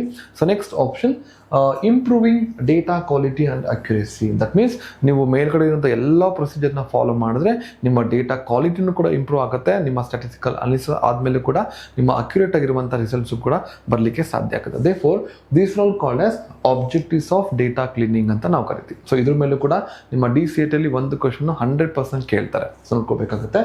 ಸೊ ನೆಕ್ಸ್ಟ್ ನೋಡೋಣ, ಈ ಡೇಟಾ ಕ್ಲೀನಿಂಗ್ ಮೇಲೆ ಒಂದು ಕ್ವಶನ್ ಫ್ರೇಮ್ ಮಾಡಿದ್ದಾರೆ. So data cleaning refers to, so data cleaning ಅಂದರೆ so modifying the gather data. So ನೀವು collect ಮಾಡ್ಕೊಂಡಿರುವಂಥ ಡೇಟಾನ ಮಾಡಿಫೈ ಮಾಡೋದು, ನಮ್ಮ ಸ್ಟ್ಯಾಟಿಸ್ಟಿಕಲ್ ಅನಾಲಿಸಿಸ್ ಯಾವ ಥರ ಬೇಕಾಗುತ್ತೋ ಆ ಥರ ನೀವು ಡೇಟಾನ ಮಾಡಿಫೈ ಮಾಡೋದನ್ನು ಕೂಡ ಡೇಟಾ ಕ್ಲೀನಿಂಗ್ ಆಬ್ಜೆಕ್ಟಿವ್ಸ್ ಅಂತ ನಾವು ಕರಿತೀವಿ. So adding data to the gather data, ನೀವು ಕಲೆಕ್ಟ್ ಮಾಡ್ಕೊಂಡಿರುವಂಥ ಡೇಟಾದಲ್ಲಿ ಯಾವುದಾದ್ರೂ ಇನ್ಫಾರ್ಮೇಷನ್ ಆ್ಯಡ್ ಮಾಡಬೇಕಾದ್ರೆ ಅದನ್ನು ಕೂಡ ನಾವು ಡೇಟಾ ಕ್ಲೀನಿಂಗ್ ಆಬ್ಜೆಕ್ಟಿವ್ಸ್ ಅಂತ ಕರಿತೀವಿ. So removing the data from the gather data, so ನೀವು ಕಲೆಕ್ಟ್ ಮಾಡ್ಕೊಂಡಿರುವ ಇನ್ಫಾರ್ಮೇಷನ್ಸಲ್ಲಿ ಸೊ ನಮ್ಮ ಸ್ಟ್ಯಾಟಿಸ್ಟಿಕಲ್ ಅನಾಲಿಸಿಸ್ಗೆ ಯಾವ ಡೇಟಾ ಬೇಕಾಗಿರೋದಿಲ್ವೋ ಅದನ್ನು ರಿಮೂವ್ ಮಾಡೋದನ್ನು ಕೂಡ ನಾವು ಆಬ್ಜೆಕ್ಟಿವ್ಸ್ ಆಫ್ ಡೇಟಾ ಕ್ಲೀನಿಂಗ್ ಅಂತಲೇ ಕರಿತೀವಿ. And processing the data according to the define problem of statement. So ಅಂದರೆ ನಮ್ಮ ಸ್ಟ್ಯಾಟಿಸ್ಟಿಕಲ್ ಅನಾಲಿಸಿಸ್ಗೆ ಯಾವ ಫಾರ್ಮೇಟ್ ಡೇಟಾ ಬೇಕಾಗುತ್ತೋ, ಯಾವ ಮೆಥಡ್ ಆಫ್ ಡೇಟಾ ಬೇಕಾಗುತ್ತೋ ಆ ಡೇಟಾಗೆ ನಾವು ಕನ್ವರ್ಟ್ ಮಾಡೋದನ್ನು ಕೂಡ ನಾವು ಡೇಟಾ ಕ್ಲೀನಿಂಗ್ ಆಬ್ಜೆಕ್ಟಿವ್ಸ್ ಅಂತ ನಾವು ಕರಿತೀವಿ. Therefore all these 4 R called as objectives of data cleaning. So ನಿಮ್ಮ DCET ಎಕ್ಸಾಮಿನೇಷನ್ಸಲ್ಲಿ ಈ 4 ಆಪ್ಷನ್ಸಲ್ಲಿ ಯಾವ್ದು ನೀವು ಟಿಕ್ ಮಾರ್ಕ್ ಮಾಡಿದ್ರು ಕೂಡ ನಿಮಗೆ ಆ ಮಾರ್ಕ್ಸ್ನ ಅಲಾಟ್ ಮಾಡ್ತಾ ಇದ್ದಾರೆ. ಓಕೆ, ಸೊ ನೆಕ್ಸ್ಟ್ ಹೋಗೋಣ, steps involved in the data cleaning. So ನಿಮಗೆ ತುಂಬ ಪ್ರೊಸೀಜರ್ಸ್ ಅಥವಾ ಸ್ಟೆಪ್ಸ್ ಇದೆ, ಅದರಲ್ಲಿ ಮೇಜರ್ ಆಗಿ ಬರುವಂತಹ 4 ಸ್ಟೆಪ್ಸ್ ನೋಡ್ತಾ ಹೋಗೋಣ. So first one is removal of unwanted observations. ಅಂದರೆ ನಿಮ್ಮ ಸ್ಟ್ಯಾಟಿಸ್ಟಿಕಲ್ ಅನಾಲಿಸಿಸ್ಗೆ ಯಾವ ಡೇಟಾ ಬೇಕಾಗಿರೋದಿಲ್ವೋ ಆ ಎಲ್ಲ ಡೇಟಾನ ರಿಮೂವ್ ಮಾಡೋದನ್ನ we can call it as unwanted observation, removal of unwanted observations ಅಂತ ಕರಿತೀವಿ. Number 2, fixing structural errors. So ಕೆಲವೊಂದು ಸ್ಟ್ರಕ್ಚರಲ್ ಎರರ್ಸ್ ಇರುತ್ತೆ. ಫಾರ್ ಎಕ್ಸಾಂಪಲ್ ಇವಾಗ ಸೊ ಜೆಂಡರ್ ಅಂತ ನಾವು ಡೇಟಾ ತಗೋಬೇಕಾದ್ರೆ ಸೊ ಕೆಲವರು ಜೆಂಡರ್ನ ಮೇಲ್ ಅಂತ ಫುಲ್ ಫಾರ್ಮೆಟಲ್ಲಿ ಡೇಟಾನ ಫಿಲ್ ಮಾಡಿರ್ತಾರೆ, ಕೆಲವರು ಎಮ್ ಅಂತ ಮಾತ್ರ ಮೆನ್ಷನ್ ಮಾಡಿರ್ತಾರೆ. ಸೊ ಅದನ್ನು we can call it as structured errors ಅಂತ ಕರಿತೀವಿ. ಸೊ ಅದನ್ನು ನೀವು ಐಡೆಂಟಿಫೈ ಮಾಡಿ ಸೊ ಕರೆಕ್ಟ್ ಫಾರ್ಮೆಟಾಗಿ ನೀವು ಕನ್ವರ್ಟ್ ಮಾಡ್ಕೋಬೇಕಾಗುತ್ತೆ. That is called as fixing structural errors ಅಂತ ಕರಿತೀವಿ. And managing unwanted outliers. ಕೆಲವೊಂದು ಔಟ್ಲೈಯರ್ಸ್ ಇರುತ್ತೆ. For example maximum and minimum value in a given data is called as outliers ಅಂತ ಕರಿತೀವಿ. ಸೊ ಆ ಥರ ಔಟ್ಲೈಯರ್ಸ್ ಇದ್ದರೆ ಅದನ್ನು ಕೂಡ ಐಡೆಂಟಿಫೈ ಮಾಡಿ ನೀವು ರಿಮೂವ್ ಮಾಡಬೇಕಾಗುತ್ತೆ ಅಥವಾ ಮಾಡಿಫೈ ಮಾಡಬೇಕಾಗುತ್ತೆ. That is also a step for data cleaning. And handling of missing data. ಕೆಲವೊಂದು ಡೇಟಾ ನೀವು ಕಲೆಕ್ಟ್ ಮಾಡ್ಕೋಬೇಕಾದ್ರೆ ಆ ಡೇಟಾ ಮಿಸ್ ಆಗಿದ್ರೆ ಆ ಡೇಟಾನು ಕೂಡ ಐಡೆಂಟಿಫೈ ಮಾಡಿ you have to modify, you have to recheck once again and then you have to remove that data. So these 4 stages of data cleaning ಅಂತ ನಾವು ಮೆಥಡ್ ಕರಿತೀವಿ. ಸೊ ನೆಕ್ಸ್ಟ್ ನೋಡೋಣ, ಇಲ್ಲೊಂದು ಎಕ್ಸಾಂಪಲ್ ಕೊಟ್ಟಿದ್ದಾರೆ. ಈ ಎಕ್ಸಾಂಪಲಲ್ಲಿ ಸೊ ಡೇಟಾ ಕ್ಲೀನ್ ಹೇಗೆ ಮಾಡಿದ್ರೆ ನೋಡೋಣ. ಸೊ ಇಲ್ಲಿ ಡೇಟಾ ಒಂದು ಮಿಸ್ ಆಗಿದ್ರೆ ಸೊ ಈ ಥರ ಡೇಟಾ ನೀವೇನು ಮಾಡಬೇಕು, ಐಡೆಂಟಿಫೈ ಮಾಡ್ತೀರಾ. ಸೊ ಇಲ್ಲಿ ಫಸ್ಟ್ ಕಾಲಮಲ್ಲಿ ಸ್ಟೂಡೆಂಟ್ ನೇಮ್ ಇದೆ, ಕಾಲೇಜ್ ನೇಮ್ ಇದೆ, height, weight, SSLC marks, age, gender ಅಂತ ಡೇಟಾ ಕೊಟ್ಟಿದ್ದಾರೆ. ಸೊ ಈ ಡೇಟಾದಲ್ಲಿ ಇಲ್ಲಿ ಒಂದು ಡೇಟಾ ಮಿಸ್ ಆಗಿದೆ.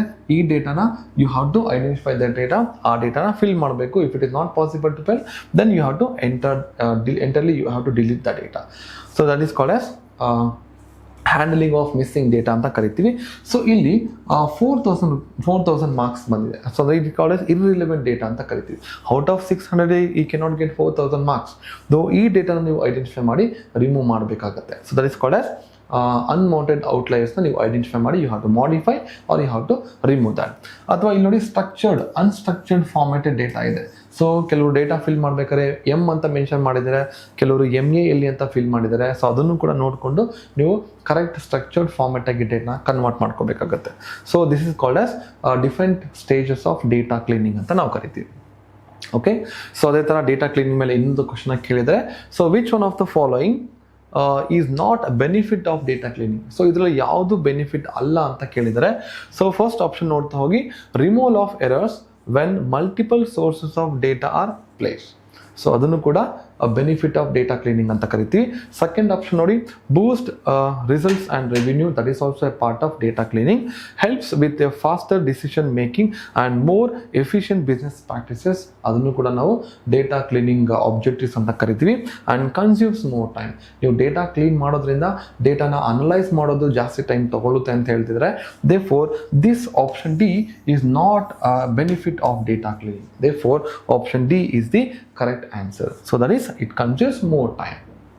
Clear? So next 2025 ಅಲ್ಲಿ ಕ್ವಶನ್ ನಂಬರ್ 22 ಕೇಳಿದರೆ, so match the following with respect to the classification of data and data collection. ನೋಡಿ, ಈ ಫಸ್ಟ್ ಚಾಪ್ಟರ್ಲಿ ಈ ಇಷ್ಟು ಕಾನ್ಸೆಪ್ಟ್ ಮೇಲೆ ಮ್ಯಾಕ್ ದ ಫಾಲೋಯಿಂಗ್ ಥರ ಕ್ವಶನ್ನ ಕೇಳಿದರೆ, ಸೊ ಈ ಟೈಪ್ ಆಫ್ ಕ್ವಶನ್ಸ್ನ ನಿಮಗೆ ನೆಕ್ಸ್ಟ್ ಅಪ್ಕಮಿಂಗ್ ಎಕ್ಸಾಮಿನೇಷನ್ ಕೂಡ ಕೇಳುವಂಥ ಚಾನ್ಸಸ್ ಇರುತ್ತೆ. ಸೊ ನೋಡ್ತಾ ಹೋಗೋಣ ಹೇಗಿದೆ ಕ್ವಶನು. ಡೇಟಾ, ನಿಮಗೆ ಡೇಟಾ ಡೆಫಿನೇಷನ್ ಗೊತ್ತಿರಬೇಕು. ಡೇಟಾ ಅಂದರೆ it is a collection of facts and figures is called as data. And question ಎಗೆ ನಿಮಗೆ option 4 is the correct answer. And questionnaire in there, questionnaire is nothing but it is a Google form. ನೀವು questionnaire ಹೆಂಗೆ collect ಮಾಡ್ಕೊಳ್ಬೋದು, that is by using a Google form. Therefore option B ಗೆ ನಿಮ್ಮ answer 3 ಆಗಿರುತ್ತೆ. And then interview is nothing but survey. So ಇಂಟರ್ವ್ಯೂನ ನಾವು ಎಂತ ಕರಿತೀವಿ, survey. Face to face interview ಅಂತ ಕರಿತೀವಲ್ಲ, that is belongs to survey. Therefore option C ಗೆ ನಿಮ್ಮ ಆನ್ಸರ್ 1 ಆಗಿರುತ್ತೆ. And questionnaire mean quantitative data, number of students appear in examination. ಎಷ್ಟು ಜನ, 5 ಸ್ಟೂಡೆಂಟ್ಸ್, 10 ಸ್ಟೂಡೆಂಟ್ಸ್, ಇವು ನಂಬರ್ ಫಾರ್ಮೆಟ್ಲಿ ಡೇಟಾನ ಹೇಳ್ತಾ ಇದ್ದೀರಾ. Therefore it is called as quantitative data ಅಂತ ಕರಿತೀವಿ. Therefore option 2 is the correct answer. So A is 4, B is 3, C is 1 and D is 2. Therefore option C, A is 4, B is 3, C is 1 and D is 2. So this is the right answer. So option C is the correct answer for the match the following. So next ನಮ್ಮ last ಇಯರಲ್ಲಿ 2025 ಬ್ಯಾಚಲ್ಲಿ first rank ಬಂದಿದ್ದಾರೆ. 2023 ಕೂಡ first rank ಬಂದಿದ್ದಾರೆ. So 2024 again 3rd rank and 2025 4th rank ಬಂದಿದ್ದಾರೆ. ಈ ಥರ ನಮ್ಮ triple T ಅಕಾಡೆಮಿಯಲ್ಲಿ ಕನ್ಸಿಸ್ಟೆಂಟಾಗಿ ನಾವು ರ್ಯಾಂಕ್ಸ್ನ ಪ್ರೊವೈಡ್ ಮಾಡ್ತಾ ಇದ್ವಿ. ಸೊ ಹಾಗಾಗಿ very good opportunity for you to get into our triple T academy institution. And also ನೀವು ಫಸ್ಟ್ ರ್ಯಾಂಕ್ ಎಲ್ಲ ನೀವು ಲಾಸ್ಟ್ 3 years ನೀವು ಡೇಟಾನ ತೊಗೊಂಡ್ರೆ, so last 3 year first rank ಅಲ್ಲ, ಬಿಲೋ 10 ರ್ಯಾಂಕ್ 4 ಸ್ಟೂಡೆಂಟ್ಸ್ ಬಂದಿದ್ದಾರೆ. ಅದೇ ಥರ DCT 2024 ಕೂಡ ನಮಗೆ 3rd ರ್ಯಾಂಕ್ ಬಂದಿದೆ. ಅಲ್ಲೂ ಕೂಡ ಸಾಕಷ್ಟು ರ್ಯಾಂಕಿಂಗ್ಸ್ ಬಿಲೋ 10, ಬಿಲೋ 100, ಬಿಲೋ 200 ಕೂಡ ಬಂದಿದೆ. ಹಾಗಲೂ ಕೂಡ ಇಲ್ಲೂ ಅಷ್ಟೇ 2024 ಕೂಡ ನಮಗೆ ಸಾಕಷ್ಟು ರ್ಯಾಂಕ್ಸ್ ಬಂದಿದೆ. ಸೊ ಈ ರ್ಯಾಂಕ್ಸು ನಾವು ಫಸ್ಟ್, ಸೆಕೆಂಡ್, ಥರ್ಡ್ ಅಂತಲ್ಲ, ವಿತಿನ್ 10 ರ್ಯಾಂಕ್ಸ್ ಒಳಗಡೆ ಕನ್ಸಿಸ್ಟೆಂಟಾಗಿ ನಾವು ರ್ಯಾಂಕ್ಸ್ನ ಪ್ರೊವೈಡ್ ಮಾಡ್ತಾ ಇದ್ವಿ. ಹಾಗಾಗಿ this the right time for joining our triple T academy for your bright future. Thank you so much.